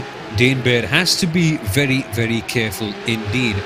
Donning that Racespot TV logo, of course, gaining him not much, but 0.3 of a second per lap. Of course, if you put that Racespot TV logo in, you get that sort of an advantage. But jokes aside, this is a rather good battle, because both of these guys, from the looks of things, unless they go in and have a monster crash, which could be a real possibility, they are going to go safely through the feature race. Now, it's all about your qualifying slots. Dane Baird, if he puts in a mighty good performance, he can close up to the guy in P8. From the looks of things, it looks slightly unlikely, but his teammate at the top, whoa, my goodness! Whoa, my goodness! A Porsche becoming a spaceship. Artem Grabau, you've got a slot at SpaceX, mate. Oh my word. That's the last time I saw a Porsche 911 GT3 Cup car with all four wheels off the ground was with Francois Delacour at the wheel on the Monte Carlo Rally. And to be honest, it's not unusual to see cars get all four wheels off the ground, but not here at Imola. Well, any budding simtographers, get yourself into this session and get a photograph of that, because Artem Grabau will want to put that on his office, and it's not slowing him down at all. It's that lack of friction. Well, he goes to the outside, heading down into Tamburello. Harasta barges over to the side. This is going to be very tight indeed. Oh, they get through just about, and Erlandsen said, thank you very much, that's just allowed me to get right back onto the gearbox. Down they go to Villeneuve then. The cork's out the bottle, 3.5 minutes to go in this consolation race here in the PorscheSport Carrera Cup. Round 3 at Imola, and these drivers putting absolute... Oh, and Arasta spun! Arasta spun, the back of the car spins round, and Grabau grabs first place. Whoa, dearie me. So, Kairos Competition are going to be running pretty close together now, with Dane Baird in the 36 alongside Arasta in the 63. So let's see what happens. Just on the brakes, turning and braking, puts a wheel on the grass. Oh, great oversteer shot though. You could just pause it there and go, yeah, I caught it, honest, yeah, I caught that, no problem. They just put that Michelin slick tyre on the grass, and well, it's a little bit like a slick tyre on frozen Aqua Minerale, unfortunately. Exactly, but that is heartbreaking if you're Ivan Harasta. We just spoke about it a few minutes ago, that he was doing a Kimi Raikkonen-esque job at the very top. Sadly for him though, one tiny mistake, and that is all that you need to lose your race here at Imola in these 911 GT3 Cup cars. And for Ivan Harasta, he certainly will go through to the feature race, but a victory in the consolation race, that could have been quite something for him, but it's not done yet. Hold on to your chairs, because the hair at the back of your neck is going to stand up in a rising ovation, because Espen Erlandsen is going to go for the move. 2 minutes to go. To the outside he goes at Tamburello corner. They are going side by side again. Erlandsen has to wait back. Oh boy, this is going to be spicy towards the very end. Heading towards Villeneuve corner. Erlandsen towards his diffuser. Grabau has to block his Porsche spaceship. Still defends that position. But you kind of get a feeling that this one is going to be a super finish. Certainly is. Grabau, they call him the lawmaker, the Russian, but, well, he's certainly dealing it out right now, and this is, but what a battle. Espen Erlandsen just kept his powder dry and kept himself in the fight, and, well, Harasta has dropped back, and, oh, dearie me, that's brilliant camera shots here from our producer, Hugo Luis, in the booth in Rio de Janeiro, as they head down towards the final section of Rivazza, through Aqua Minerale, my apologies. It's heading up the hill now towards the Alta chicane, and well, Grabau still has the advantage for now. It will be the white flag next time around as they hop over the curbs. Just 2 wheels off the ground this time, just the 2 wheels, not all 4 like we had a couple of laps ago. But Grabau just holds on for now as we're heading down toward Rivazza. Tricky braking zone. As soon as you get the car straightened up, you've got to get on the brake, get it slowed down the gearbox, tuck the nose in. A little bit of a lock up there from Grabau, just a tiny puff of smoke there, but gets away with it as they head down towards Tamburello. Espen Erlandsen is still in the draft. Espen Erlandsen still is on the draft. This should be the final lap of the race. Everything counts over here. A victory in the consolation race can be a gift like none other. Certainly, you'll have to fight for this one. Here comes Erlandsen under the braking zone for Tamburello. It's a corner that is etched into the world of motorsport history for all the wrong reasons. Now, though, Erlandsen gets a good exit on Grabau. Is he going to be close enough to make a move at Villeneuve? No, he isn't. So then, the opportunity is left. Aqua Minerale, that is one place where you can certainly get your act together and get a move done in. The white flag is formally in the air, Peter. Now, this is where the fun comes to its climax. Certainly does. Yep, this is all now or never for these drivers. Who wants this spot? And well, no matter what happens, if they finish in this order, or even if they swap, they will be on the same row together for the feature race. So I hope they're getting a good look at each other's pluses and minuses. I'm sure they are as they head down into Aqua Minerale. Grabau very late on the brakes, but he's just about holds it down as late as he dares as they head up towards the Alta chicane. This is going to be really, really tight. They're using every last bit of on the entry, hopping over the curbs. Whoa, 3 off the ground there as well for Grabau. Fantastic stuff. Erlandsen's right behind them, but Grabau defends for now, heading down into the final sector now. This is it, into Rivazza. Is Erlandsen going to have a look? Is it worth it? Is he going to have a look? Not into the first section of Rivazza. Will he stuff it up the inside here? No, Grabau is absolutely flawless through that final section. He throws gears at it, he opens up all 485 horsepower, and it's going to be Artem Grabau, the lawmaker, wins the consolation race for wild animals with Espen Erlandsen right behind him in second spot. And what a race it has turned out to be at Imola. Time is just flying so quickly. And that is exactly what happens when the racing is just so intense. What a drive by Espen Erlandsen.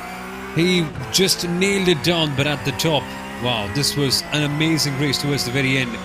We are seeing this battle slightly getting so close, but the checkered flag falls on these guys.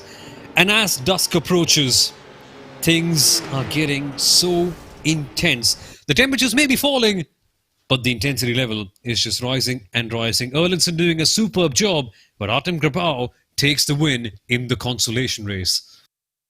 He certainly does. Oscar Wilkins also finishing on the podium. Good drive from him in the number 33 machine. Martin Donati, 4th, and he'll roll up 14th place in the feature.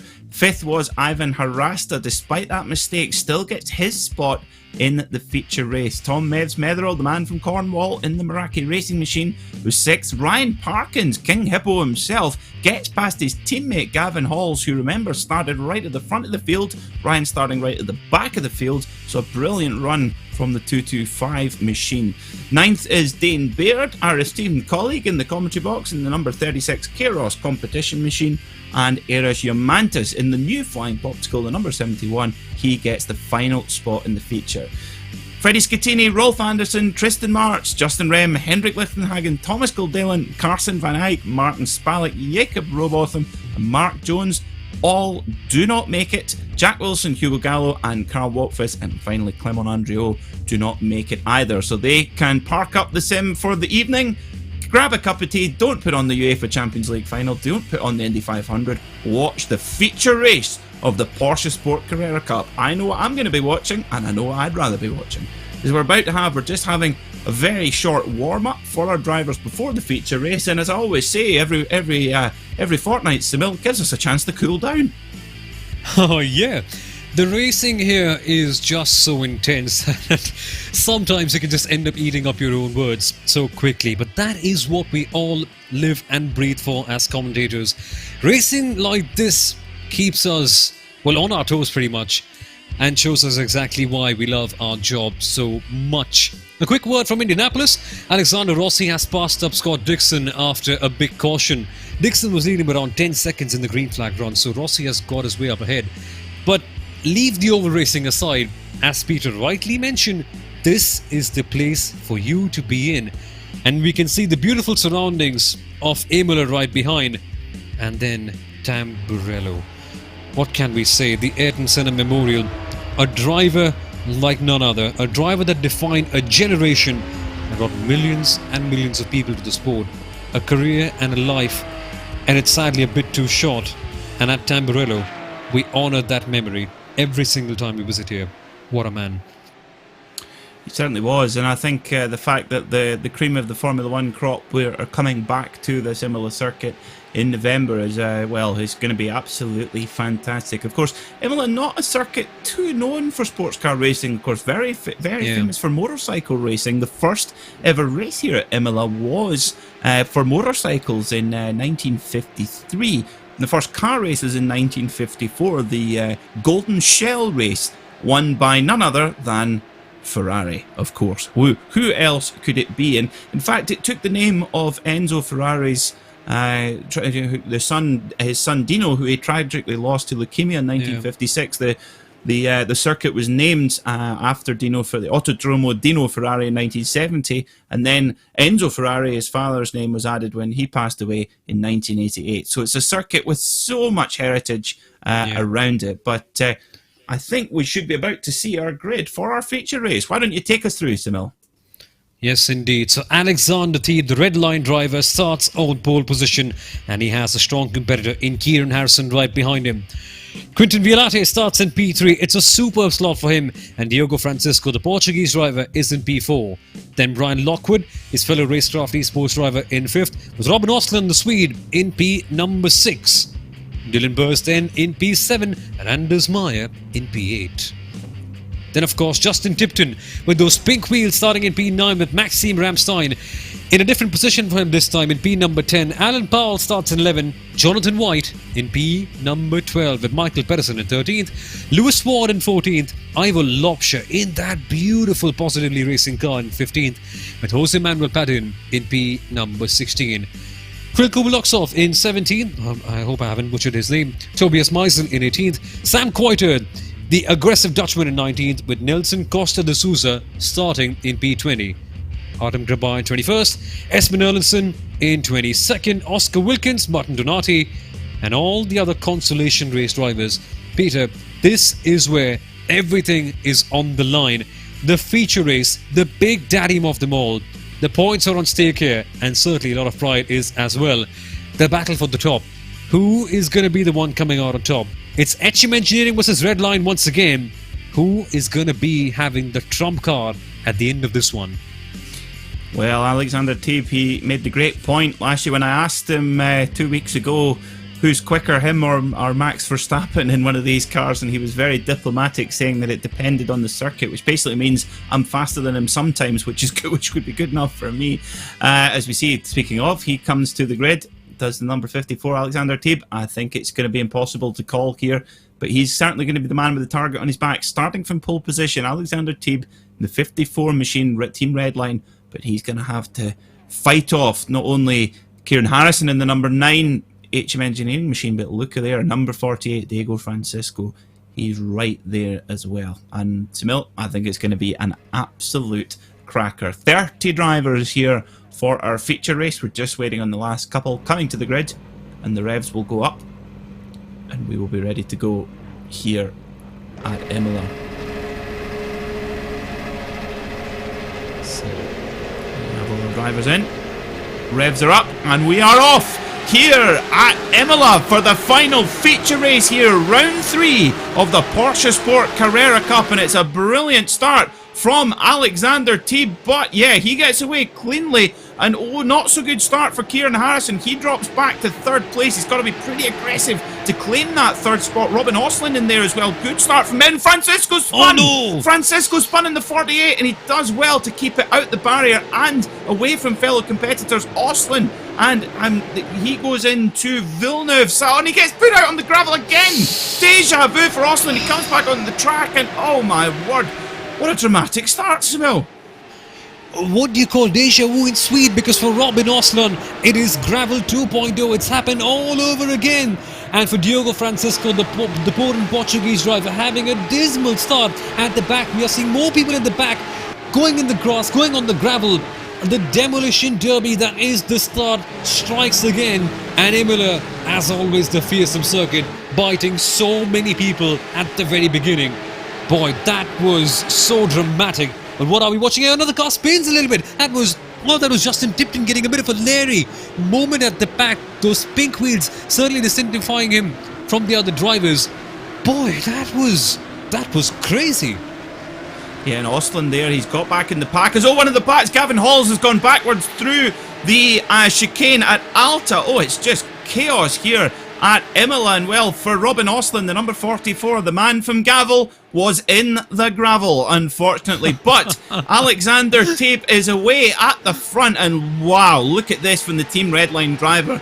He is not pulling away from amateurs here. He is pulling away from some of the finest sim racers in the world, and look at the gap he's made. Now, these cars, you know, they are horrible on cold tyres, and these drivers have to start on an absolute stone cold tyres, and they are straight on the pace straight away. Brilliant stuff to watch.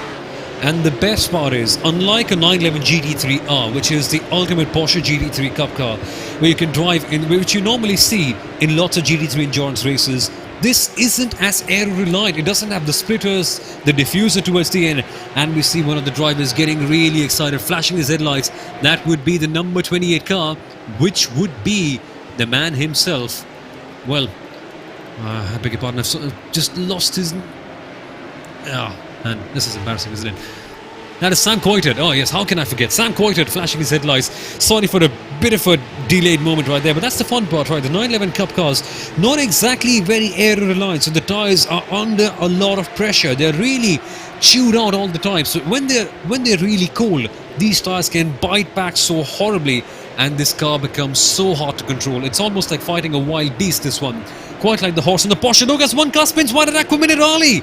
The slippery Aqua Minerali catches out Tobias Meisel, and yet again, Imola bites back. Yeah, Tobias Meisel having to use his impulse there to keep that car out the barrier. Wow, it's all happening here in the feature race. We thought the consolation race was where oh, is the number 97? That is Lewis Ward, the Englishman. He's off in the Maniti Racing machine. Ah, what a pity. He was right up there with Sam Coiter.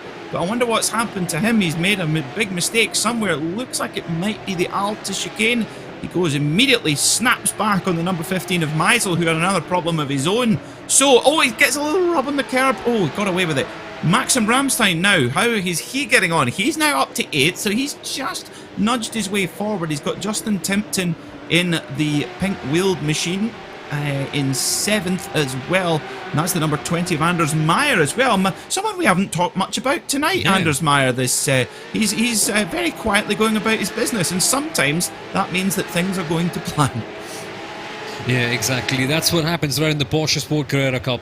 There is so much happening around you, but sometimes being the quiet guy who easily climbs his way up the grid can be quite a good thing to be as well. Maxim Ramstein in the HM Engineering car looking very excited. It is dusk already at Imola, so the lights have been turned on, the headlights of every single one of these cars. Tell you what though, as the temperature falls, the excitement level is just gonna rise. Heading towards Aqua Minerali, Ramstein closing up to Justin Tipton, who himself is closing up to Anders Meyer in P number 6. It is going to be a proper choo-choo train behind Anders Meyer, and these two guys right here, they are such potent drivers. Now keeping them behind for Anders Meyer in that pixel car is going to be a superb achievement. Here comes Ramstein. It's going to be a tricky corner to make your move in, but he's not faced by that one. Towards Rivazza, to the outside line he goes, door to door, gets pushed wide slightly. On the AstroTurf, they are still going side by side. Who's got the better exit? It's going to be a critical factor, and it is the HM Engineering car, Maxim Ramstein. And at the back, the Volante car, Michael Pedersen, is closing up as well soon. Soumil, did Maxim Ramstein just go round the outside of Justin Tipton there? He did. I have to just check, because that was astounding. I cannot stress just how, I can't tell you how difficult that is because I've never done it. That is absolutely extraordinary from our championship leader. Now this of course Maxim, a long-standing sim racer, but he started off his sim racing career, and used the term loosely, on Need for Speed Underground. So maybe that's where he learnt it, in a Nissan Skyline with pink wheels. Perhaps that's where he learnt that. That was an underground move, wasn't it? Oh, it was just going in, and man, he just executed that to utter perfection. Shows exactly why he won the last round at Road America as well. He is on fire. Well, we're reaching 23 minutes left on the clock after Ramstein has made that move. Things have just calmed down a little bit, and as I say that, how can things calm down in the PorscheSport Carrera Cup? Martin Donati spinning out. Let's get a quick replay. What just happened, Peter? What's he Donati now? Right, this number 17, Martin Donati, he's going side by side. I think that's with Espen Erlandson. Of course, they've got previous as well. 919 of Nelson Costa de Souza. They're going in towards the... Oh, that's a big punt. That is a big punt. Oh, that's not good manners. Oh, wow. That was heading into Piratella, and that would not be very nice. So here's a replay of the race start. Diego Francisco, what happened to him? Just got a little wobble on the curb there. Did he get a help as well? No, I don't think so, from what I could see, but I could be wrong. I've been wrong plenty of times. Yeah, definitely cold tyres for sure. Interesting to see if he got any help. I don't think so. I think he just that little bit of eagerness to get on the gas, and well, that cost him, unfortunately. So, well, the order has really been shaken up quite dramatically here in round 3 of the PorscheSport Carrera Cup, and goodness me, what's going to happen when we go to Interlagos next time out in 2 weeks' time? A track known for controversy and drama at whatever stage of the season, let alone the end of the season. There's one, goodness me, Padan in the 119 machine getting involved in a little incident there. But we could be here all day doing replays of the start. It's absolutely incredible how much was going on there in this packed 30 car grid. But Maxim Ramstein making his way through the pack, and that mistake in heat number 1 really, well, he's really having to pay for it here. He's really having to make up for lost ground, Soumil. Yeah, he's having to. It just goes the hard way for him. Imola is a narrow circuit. It is unforgiving. Making moves over here is tricky. But if you're Maxim Ramstein, and if you can go around the outside of the Rivazza corner, you can quite possibly do anything. And so for Ramstein, the comeback begins. He currently finds himself in P number 7 with a certain Anders Meyer right ahead of him. He's going to be a tough cookie to crack. Let's see what he can get done right here. Coming towards the Tamburello corner, it's a really tricky one. Braking and turning for at the same time. Just gently getting on the curbs, trying to get the maximum of that, using every single inch and millimeter on this circuit. Heading towards the Villeneuve corner. Certainly Ramstein is not close enough. Tell you what though, one person close enough to make a move is Robin Osland right behind Justin Tipton. This would be the battle for P8. You can see these guys right behind at the back of your screen as they come under the bridge towards the Tosser corner. Now then, these guys... Well, for Robin Osland, it was a bit of a crazy start, wasn't it? He went wide on the gravel, just like he did in his heat race. But he certainly is grabbing things on together rather well. P9 is not a bad place to be in, and with 20 minutes to go, I have a feeling that he can get much higher as well. I would agree. Clearly he's got a lot of pace underneath that car, and he's probably thinking right now maybe a little bit of what could have been, because clearly he's got big pace. Next up is Justin Tipton, and that he will be no no easy feat to catch up with Mr. Pink Wheels, Justin Tipton. But wow, Diego Francisco as well, he's fighting his way back up the pack after that early mistake. He's down in 17th place, and remember, Diego right up there at the top, fighting for the he's had some really good finishes as well, so he's looking to get himself back up towards the top of the championship fight as well. But Quentin Violati, he's not letting Alexander Teeb get away, the Tag Heuer Porsche Esports Super Cup driver, pro license holder as well. Don't forget, drives for Team Redline, really big name in sim racing, and Quentin Violati is not letting him get away, and neither is our third place driver of Kieran Harrison in the number 9 machine. Running the number 9, of course, Pfaff Motorsports, the Canadian powerhouse of Porsche Racing. Of course, raced that number in the IMSA WeatherTech Sports Car Championship. But Alexander Teeb holding strong for now, but not having it all his own way.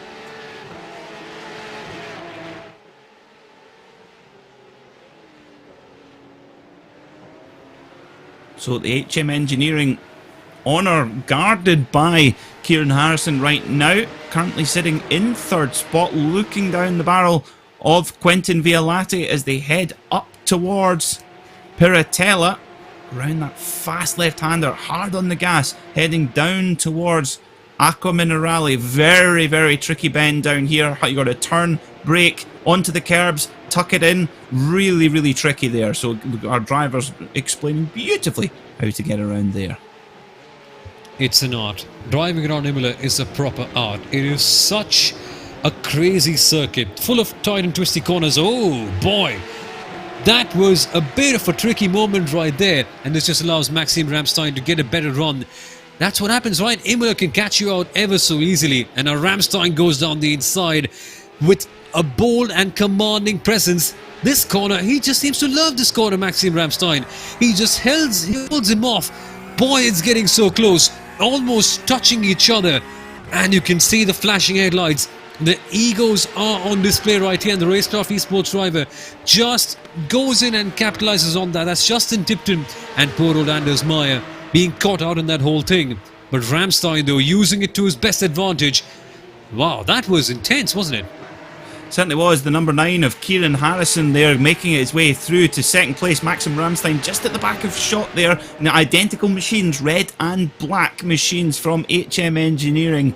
Number 9 of Kieran Harrison. Now he's got clear of Violati. Can Can he make his way up the pack? This is going to be really, really tricky to catch Alexander Teeb because he's out clean and you know that he's not going to make a mistake. So Kieran Harrison has got to put in some qualifying laps and he's got a bit of company here as well, Soumil. Oh yeah, he has indeed. It's going to be a lot of fun to watch how this battle plays out in the end because of course all these guys, such potent drivers with such high I ratings that only I could dream about, and the way things are going to pan out over here should be a whole lot of fun.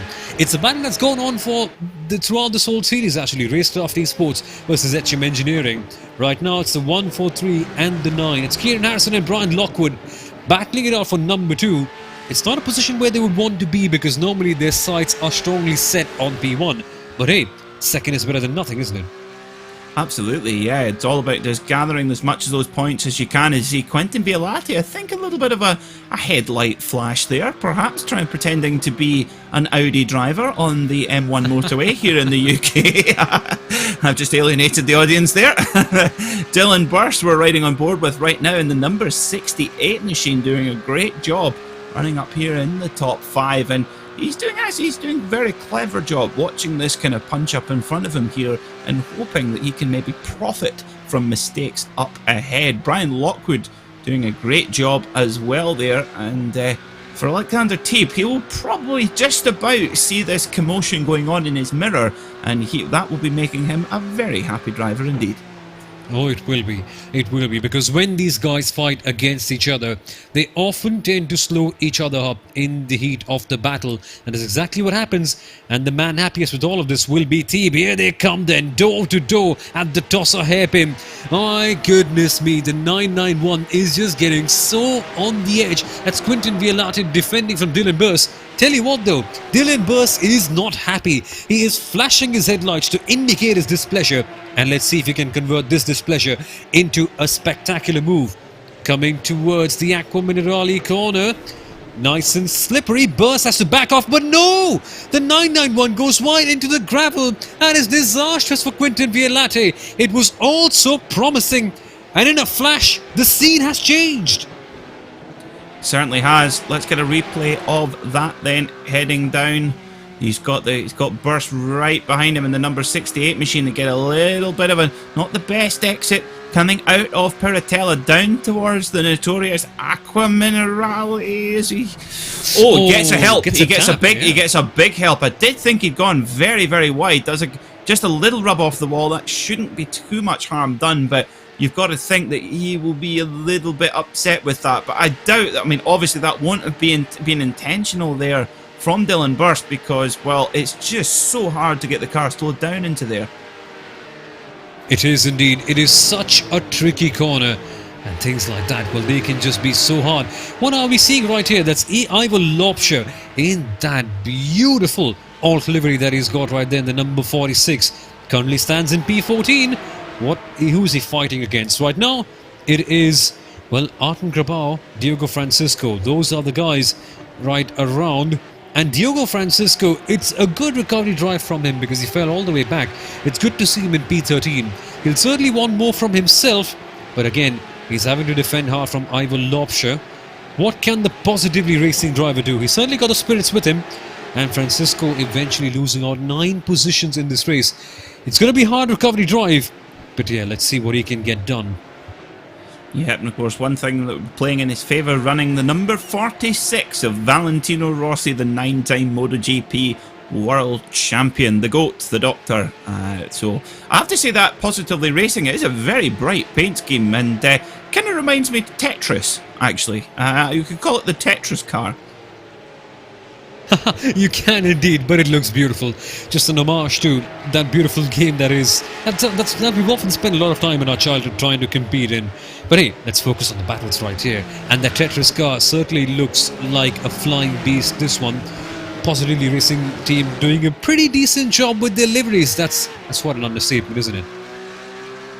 Absolutely, they really are. And Kieran Harrison now, we're riding on board with him, putting a big lot of pressure on Lockwood. Lockwood's just nicked past somewhere off camera. They go side by side down towards Tamburello. Lockwood has the preferred line, but Harrison just going large in his mirror. Oh, looks to the inside.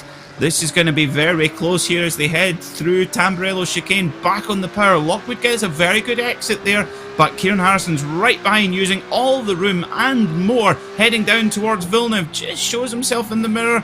Little bit of hop on the curb, hip, skip and a jump. And through we go, down towards Tossa Hairpin. Now, you couldn't say that with a Cockney accent without sounding rude. That's quite a good point right there. But yes, indeed, this battle at the top, yeah, it's just evoking all sorts of emotions from us right now.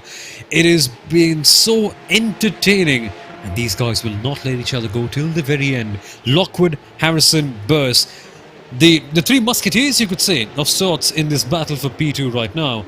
And Lockwood in that RaceKraft esports job doing a superb job, and Harrison is under pressure from Dylan Burse heading towards the Alta chicane. Burse looking for an opportunity to the inside of Alta, decides not to do that because of course the risks are too big in comparison to the rewards.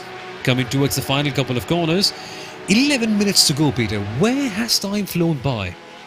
It has. I just can't believe it. You think, oh, we've got two 20-minute races and then a 20-minute consolation race, then a 30-minute feature. You think, oh, that's going to be quite a long evening. But goodness me, it goes by, as you say, it goes by in a flash every single time. It's been an absolute joy to call this PorscheSport Carrera Cup. We hope you've enjoyed watching it here on Racespot TV. We've had some incredible viewing figures for the series so far, and we really do appreciate it. Thank you so much for your company here. We hope you're enjoying the racing today. It's been just as good as ever. Kieran Harrison just making a slight mistake there into Aqua Minerale just about half a lap ago, causing Dylan Burse to be able to get right on his gearbox. And look at that, it's just giving Brian Lockwood that little bit of a breathing space. But Dylan Burse, he's not far away, and he's got a good chance at a podium finish here. But all the while, this little bit of bickering is going on. Maxim Ramstein is just tiptoeing his way towards this battle, and I don't think it'll be long. I think we'll certainly have plenty of time left in this race when Maxim Ramstein comes to join this party. Oh yeah, absolutely. I mean, he'll just be watching this battle from his mirrors and saying, yeah, go on, do all of that, have your fun, folks. I'm just enjoying my cigar right here at the very top.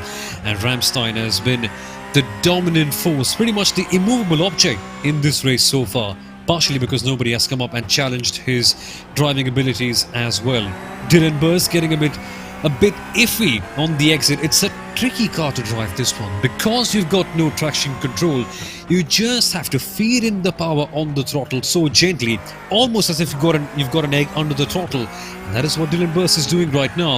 You just have to be very gentle, 60%, 60, then you get on the main straight, then you can actually power out. And it is so unlike the popular perception of a Porsche road sports car, because normally when you look at them and say, oh, big spoiler, beautiful looking car, I can smash the throttle so easily and get the run in early on. Not so much in this car, folks. If you do that, you'll find yourself facing the wrong way around in the barriers and thinking, what the hell have I done right now? Yeah, in my best Yoda impression, it's the throttle is not a light switch, it's a dimmer switch. So it's, you have to just apply it gently. As well as Quentin Violati trying to recover after that little bit of a mistake in 7th. Maxim Ramstein, championship leader, he's in 5th, but just making his way towards that leading battle. And I have to say, this is fantastic. Brilliant. Yeah. Look at the graphics here from the iRacing.com simulator here on Racespot TV. You can see into the eyes of our virtual drivers. Fantastic stuff. You can see that. It would be great if they had... look at that as well. I tell you what, that's brilliant. Icy. He must be finished. He's just so calm. As well, he's also got the gearbox in automatic mode. You can see there as well. He's not changing gear. Either that or he's going round in one gear. That would be even more impressive. But no, he's as we see there. And of course now with the classic NASCARs, you can even have an open face helmet as well, which is very cool indeed. Anyway, I have to say, Soumil, what type of helmet design you have? I have a David Coulthard replica for me on iRacing. What's your helmet design? It's a shame that I'm not on iRacing, sadly. It's just that my computer doesn't exactly support it yet. I mean, eventually, once the whole lockdown ends and once I clear my A-levels, maybe I can just focus more on trying to drive on the simulator. But for now, it's speaking about the action and enjoying the racing. And the interesting part, Peter, we saw the onboard and it was quite clear the driver was not blinking. He could either be finished, and as we say in the PorscheSport Carrera Cup, you have no time to blink. That is a symbolic representation of why. It certainly is indeed. Running on board with Quentin Violati in the 991 machine. Of course, this is the 991 edition of the ever popular 911 GT3 Cup car. Of course, these are the exact machines you will see if you're a Formula 1 fan. The Mobil 1 Super Cup, this is the exact machine they use. An amazing competition that's run since the early 90s, and of the 17 champions of the Mobil 1 Super Cup, 10 of them have gone on to win Le Mans. So there's something about what this car can give you, as we see looking at Jonathan White in the 777 machine having a battle with Lewis Ward, the Englishman. This is really, really tight, and look who's in there as well. Ryan Parkins in the 225 PorscheSport machine. He's getting a little bit on with the battle here. He's with the red mirrors there on his machine. And I tell you what, this just looks fantastic with the sun coming down here at Imola. Lights are on, and well, action is very much in motion. So riding on board here with Ryan Parkins in the number 225 machine. Hard on the brakes here, heading round Piratella and down towards the treacherous Aquaminerale. Whoa, gets a little bit of lighting up there on the throttle from Ryan Parkins. Hard on the brakes, just tucking it into the apex there. Perfect there from the 225 driver, and well, not one mistake there through Aquaminerale. Very impressive. Very impressive indeed. Just keeping this car on the track at a circle like Imola is an achievement in itself. Fighting it hard so aggressively against some of the best Porsche Carrera Cup drivers in the world on the sim, that's a different thing altogether. Speaking of the best, Artem Grabau is in P14 right now, and from the looks of things, that would be Ivo Lobsher right behind. Yes, it is. Thank goodness I've named the numbers right this time out. But Grabau under pressure right now. 5 minutes left to go. The points on offer are quite decent. So P number 14, it may look like a lowly position, but eventually it's all about getting in there, digging deep, and collecting points from every single one of these rounds. And this one is no exception. At the back though, the battles are getting ever so exciting. RaceKraft Esports in the middle of all of this, and Jonathan White, we have not spoken about him as much today unfortunately, but here he is right now being chased by Ryan Parkins in that PorscheSport car. Parkins goes back again, but at the top this battle is getting so much fun. Lewis Ward being chased by the 119. Now Peter, it's a four-way battle for P16. Amazing, the RaceKraft driver goes down the inside. Jonathan White, now he's forcing him wide, and he's spun out. A pirouette right before Piratella. Things have gone horribly wrong. Yeah, and I think Ryan Parkins got a little bit of a nudge there as well. No fault of his own, trying to give a little bit of room, but it's been a tricky day for the 225 driver. Ryan Parkins just caught up in other folks' incidents again. It happened at the Nürburgring as well. We saw him have a clean run at Road America last time out and getting a really good finish in the top 10 as well. So, well, for Maxim Ramstein, this has been an interesting day. The championship leader, of course, he's battling for the championship with Alexander Teeb. However, he's also battling for the championship with Tim Matska, who currently sits in third. But for Tim Matska, no sign of him today scoring points. So that, although Ramstein might lose a couple of points to Alexander Teeb today, he will solidify his place, if you like, up the top with Matska dropping back. However, his HM Engineering teammate Kieran Harrison is sitting closely behind in fourth spot. And fourth spot is quite a good position to be in. You can't always be the winner every single day, and that fourth spot is quite a decent place for you to be in, accumulating as many points as you possibly can. At some point, the drivers have to look at the bigger picture and perhaps somewhat unspectacularly slow down and realize that, okay, maybe if I keep this position in the long run, the benefits will be mighty huge. Right now, though, it's been a good race. Alexander Teeb has just been by far and away the dominant force. But Brian Lockwood is in second place, as you can see. But now, our eyes shift towards the midfield battle. It may not be for the high slots, mind you. The racing here, though, is just as good, if not better. The 225 car, the PorscheSport car of Ryan Parkins, is being chased by Jonathan White, heading towards the middle sector.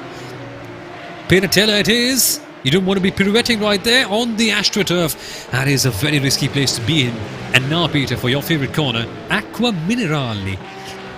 I don't think this is anybody's favourite corner. It's a horrid corner. It's actually one of these ones that you love to hate, isn't it? You know, you just, when you get it right, it's so satisfying. It is. And I have to say, in this particular car, where weight transfer is an issue, braking's an issue, is probably the hardest to get right in this particular car. And if you can master it in this car, you can get past, as we see. And Ryan Parkin's getting some flashing there from the 777 of Jonathan White, having a good old trying to distract the number 225, King Hippo himself. Ryan Parkins, of course, Jonathan White, the Skip Barber Hot Lap champion from the New York Auto Show. Now, there is a boast for you. That is indeed, that's quite an achievement in real life. But when you get down to the sim, every single driver is an equal. Whether you're just a casual sim racer from the other side of the world, or whether you are a professional driver, even competing in the likes of Formula 1, when you get in the sim, it's a completely different vertical of the sport, I beg your pardon. And that's why I love sim racing so much. Regardless of who you are in the outside world, you can just come in there, forget everything outside, and focus on the joy that this thing offers.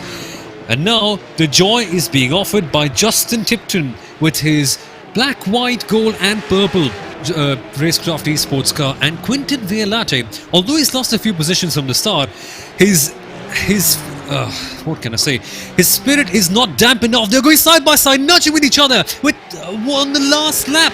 My goodness me. Wow, Quinton Violate on the charge. These guys are not letting go to each other. Door-to-door action towards the very finish. Tipton gets his spot in for this left-hander, but Violate, the aggression levels have soared to an all-time high. Are they going to make it for the final lap? It's going to be one more lap for these guys, and for Violate, critically, as you can see him flashing his anger in, it could be a few more opportunities to get that slot in. Absolutely, yeah. It all started at the Alta chicane, where Violate and Tipton neither would yield, and they both went in side by side, airborne through the chicane. And well, they both hit problems there, but the battle continues as we go to our leader, the Team Redline driver, number 54, Alexander Teben. Well, he has been icy cool, hasn't he? Look at his avatar there in the sim. We're on the final lap. Alexander Teben in the number 54 machine, coming around Piratella for the final time, using every last bit of the track there. Also coming here into Acqua Minerale, bumping over the curbs, taking it nice and steady. And he looks like he is going to take the win here, and quite possibly the championship lead as well. He will, in fact, if you put the flag out now, he will be your new championship leader here in the PorscheSport Carrera Cup. He will be indeed. Comes across through the final couple of corners, and as I say Harrison's off. HM Engineering, Harrison's off. Oh, drama on the final lap. Oh dear. Well, we'll get it. Well, I'm sure we'll get a replay of that in a moment. But it's the number 54 Team Redline driver, Alexander Teben, flawless all night long. He is your winner of round 3 here at the PorscheSport.com Carrera Cup. Fantastic stuff. As we go back, it's still going on at the back here between Harrison, there's Erlinson in there as well, and Violate. Drag race to the line here at Imola. Who's going to take these spots here?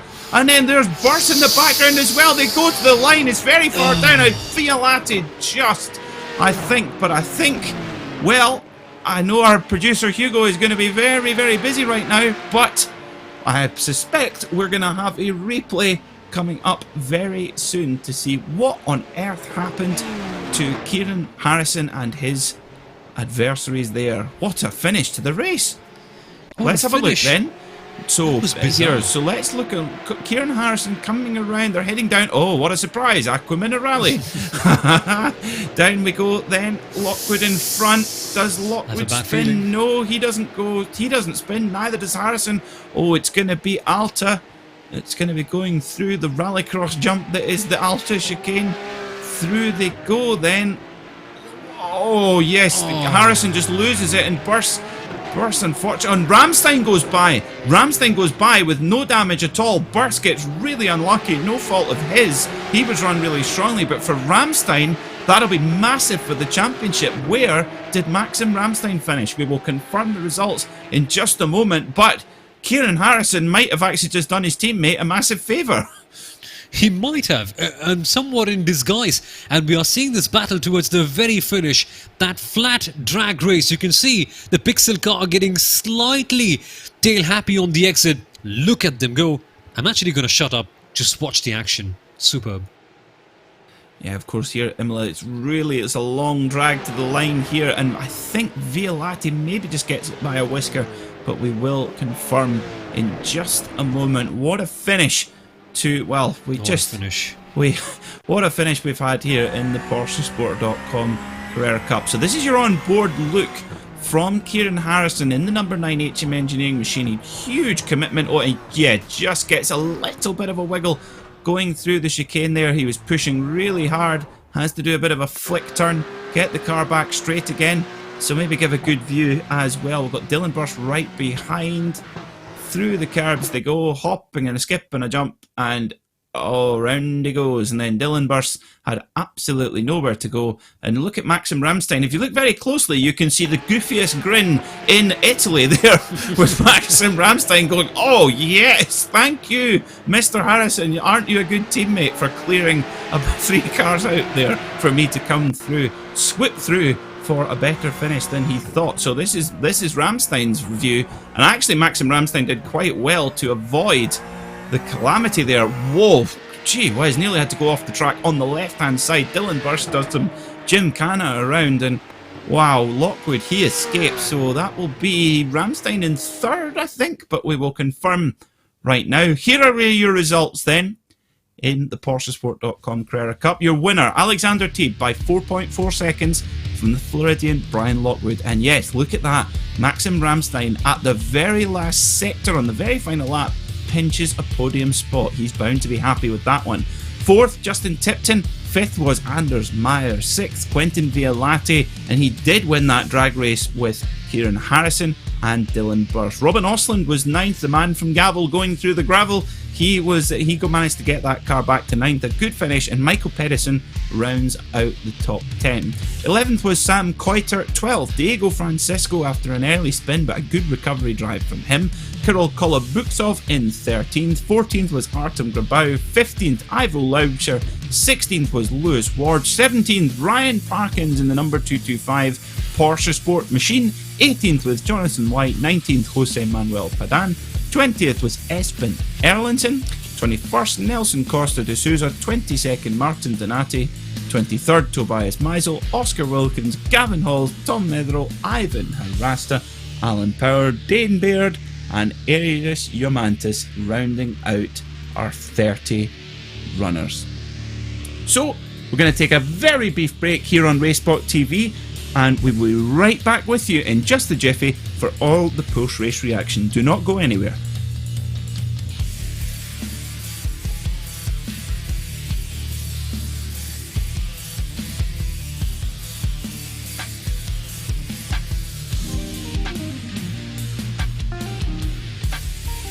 Want to get rewarded for just showing up to race? Our Race Participation Credit Program is the answer. It allows you to earn up to $10 per season and up to $40 per year in iRacing credits by just participating in races. This extends to any series found within the A through D class license ladder, with D or C class series earning you a $4 credit and A or B class series earning you a $7 credit. You can then apply this credit towards new content, private hosted sessions, or even just extending your membership.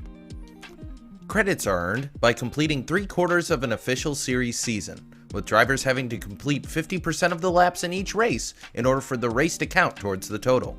You can find how far along you are in the program by going to your profile and clicking on the Licenses tab.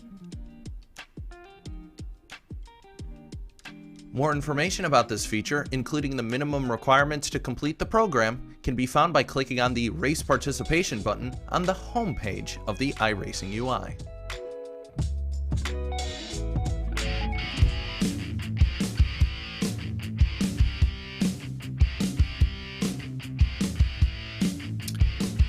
Well, welcome back to Imola. Sunset here at Imola after what was another thriller here in the PorscheSport.com Carrera Cup, where I believe we have our race winner in the commentary box with her, Alexander Thieb, Team Redline driver, who I believe has caught up with my colleague Soumil Arora.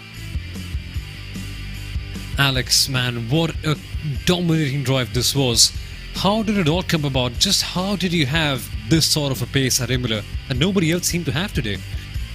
I have I had a good feeling on the track, especially in the tricky corners like the Aqua Minerale in the downhill area. I had a good feeling for the limit of the car. I think that's the key. So I could push all the time. Except in the feature race, I was struggling a little bit to find my rhythm. But I think at the end, I'm happy with the result. Oh, you're bound to be. What a brilliant drive it was in the end. Actually, there was so much going on and you were leading so easily that we didn't get to see a lot of you.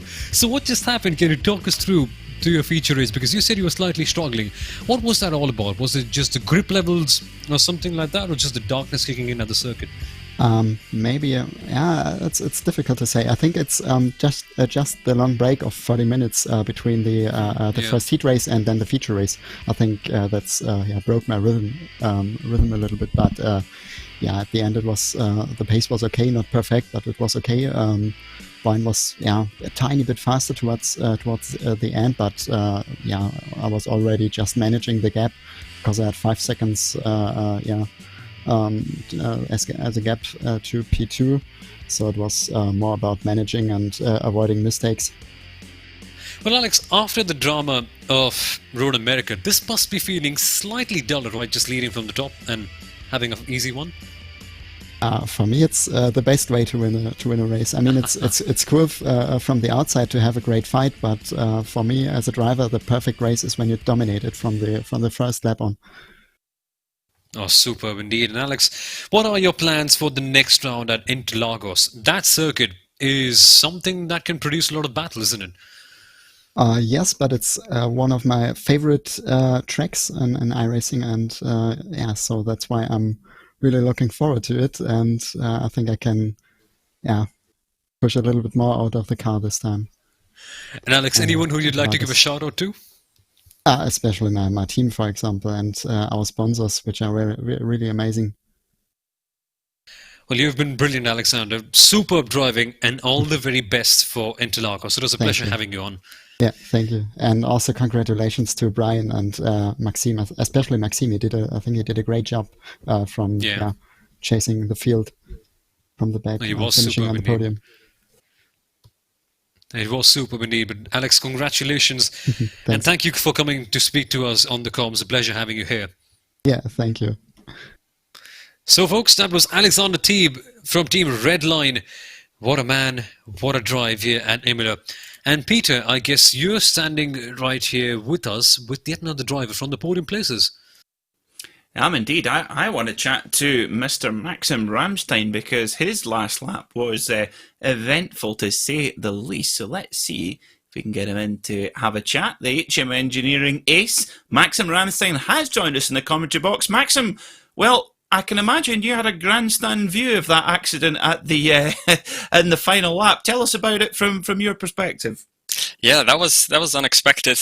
I was actually really scared to run into them as well, because once you're flying over these curbs, there's no real way of stopping it. So, but I'm glad to have avoided it. Of course, it's really a shame for Kieran and for Dylan especially, because he just had nowhere to go. I think I haven't looked at a replay yet, but yeah, that's really unfortunate. That's not the way I would like to take a podium, but here we are. Yeah, and now you think, oh no, now I've got to speak to Peter and Soumil in the commentary box. Oh dear, I was hoping I was going to get a week off from that. Yeah, I was already happy. Like, oh no, I don't have to go. But but you're here in the headmaster's office now. There's one particular one I want to ask. The round the outside move at the Rivazza corner. Tell us about that, because Soumil and I were just in awe up in the commentary box watching that one. How did you line that up? Yeah, that was full commitment. I was really happy to make that one stick. Of course, the Francesco on the inside, he has to leave a gap because otherwise there's no way we're gonna make it out alive there. So that's again respectful racing from him. Good stuff. But yeah, once you're committed, you can take a lot of curb on the outside. So I just aimed for that, and it stuck. Yeah, what happened after that? That was less good, but anyway. Certainly will. It's certainly channeling your inner Max Verstappen. I feel that's the sort of move he would go for, the round the outside at Ravazza. Now, but while you're up here in the Racespot TV commentary box, is there anyone you'd like to give a shout out to here on the live broadcast? Yeah, I would like to thank you guys for once. I watched the last replay of the race. That's a really professional show you guys put on, and really enjoyed watching that. So good stuff. Looking forward to the rest of the season. Thank you. Well, that's incredibly kind, Maxim, and much appreciated. Go and enjoy the podium finish, and we'll see you next time at Interlagos. Thank you. So that was Maxim Ramstein, who very wisely being kind to the commentators. That will always get you very far, I can assure you. So, and I believe Brian Lockwood is our second place finisher, is with my colleague Soumil Arora. Brian, firstly, congratulations on that second place finish. Mate, you were just in the middle of all the battles everywhere, it seemed. Oh yeah, that was definitely an exciting race. You know, it's unfortunate that I made that mistake on the first lap of the heat race, but it made for a pretty fun race. So, hey, and I got a P2, so I'm happy. Well, what was that mistake all about that you mentioned early on? Because we saw you making that mistake early on. You lost a lot of positions, but the recovery drive just seemed to be immaculate. Oh no, actually, I felt like I was all over the place in the heat race. Well, on lap one, I just made a silly mistake. I didn't brake hard enough in the heavy braking zone on cold tires. I didn't get enough practice on Imola in this car, I don't think. And I wasn't exactly sure what to expect and didn't want to push it. Ended up just driving off the track. But then the recovery drive was hit and miss. I was really struggling to see the brown curbing of the last chicane. During the day, I race on an Oculus Rift, so the lighting's a little bit different. And during the daytime, you can see those chicanes, the bumps where the big bumps are, very easily. But at night, you can't really look at them as a reference point. You have to guess where they are and work around that as you're getting closer. So I wasn't prepared at all for that. And so I missed my entry every single lap going on that recovery drive in the heat race, which, you know, maybe I would have been able to challenge for second if it weren't for that. But you know, I learned from it, improved on it in the feature, and had a pretty good race. Well, Brian, that's a brilliant piece of insight that you've given to us right there. But what was the difference like in the feature race? Because in the feature race, of course, it got much darker, and you said you were able to adapt. So what was the adaptation process like, and how much time did it take you to get back up on your feet and score this brilliant result that you have scored eventually? Well, I think all the way through the sprint race, of course, I was really struggling. But I understood that, okay, I'm missing my entry every time through the corner. And the reason is I'm looking for a reference that I can't see anymore. So by the time I see something there, it's too late to turn in. The solution was in the feature, I just started the turn-in process before I saw my reference. And that led to some not so good curb strikes, some imperfect lines, but I was much closer to my desired line every time around. So right from the get-go, I think I was ready. I was prepared to deal with that challenge. Well, that's superb in the end, Brian. And the next round is going to be Interlagos. What's the preparation going to be like? And is that a track that you really love, per se, as a driver? Well, I actually raced that combination in the qualifiers for the Porsche Esports Super Cup. Sorry, the Porsche Tag Heuer Esports Super Cup. And that was one of my worst tracks. I didn't enjoy it that much. Well, let me rephrase that. It's a fun track. I like the way it flows, but I am not very good at maximizing it. So hopefully going to have some time to put in for the next race and maybe challenge for a win. Well, hopefully that certainly is the case. Brian, just before we let you go, is there anyone who you'd like to give a quick shout out to? Yeah, just shout out to everybody at RaceKraft Esports. Jonathan, Justin, and Diogo all have been working super hard. Justin and Diogo in particular drove the setup for this race, and really glad that paid off for Justin with that P4 result. Unfortunately, Diogo had some bad luck, and Jonathan also. But yeah, just thanks to those guys. They really did a mega job. Well, congratulations, Brian, and hopefully you have a very good race at Interlagos as well. Pleasure having you here. Thank you very much. Well, that, folks, was Brian Lockwood from RaceKraft Esports. And now, Peter, I guess it's about time that we sadly have to end the broadcast and look forward to the next round at Interlagos. It is. Can it be 2 weeks from now? I have to say, I can't wait till we go to Brazil, to the wonderful Interlagos circuit in a couple of weeks' time. September the 6th, 8 p.m. UK British BST or 7 p.m. GMT. Join us here on Racespot TV. We're certainly very much excited for it. And the championship, it couldn't be closer between Alexander Teeb and Maxim Ramstein. And I get a feeling it's going to go all the way to the wire. Thanks so much to PorscheSport for their support of this incredible series here, the PorscheSport.com Carrera Cup. It's been a joy to cover. Thanks so much to my wonderful commentary colleague Soumil, Arora, and especially Hugo Luis for these incredible images on your screen right now. Also to trackcams22.com for the brilliant cameras we use here on Racespot TV. Thanks so much for watching, and we'll see you in 2 weeks' time at Interlagos.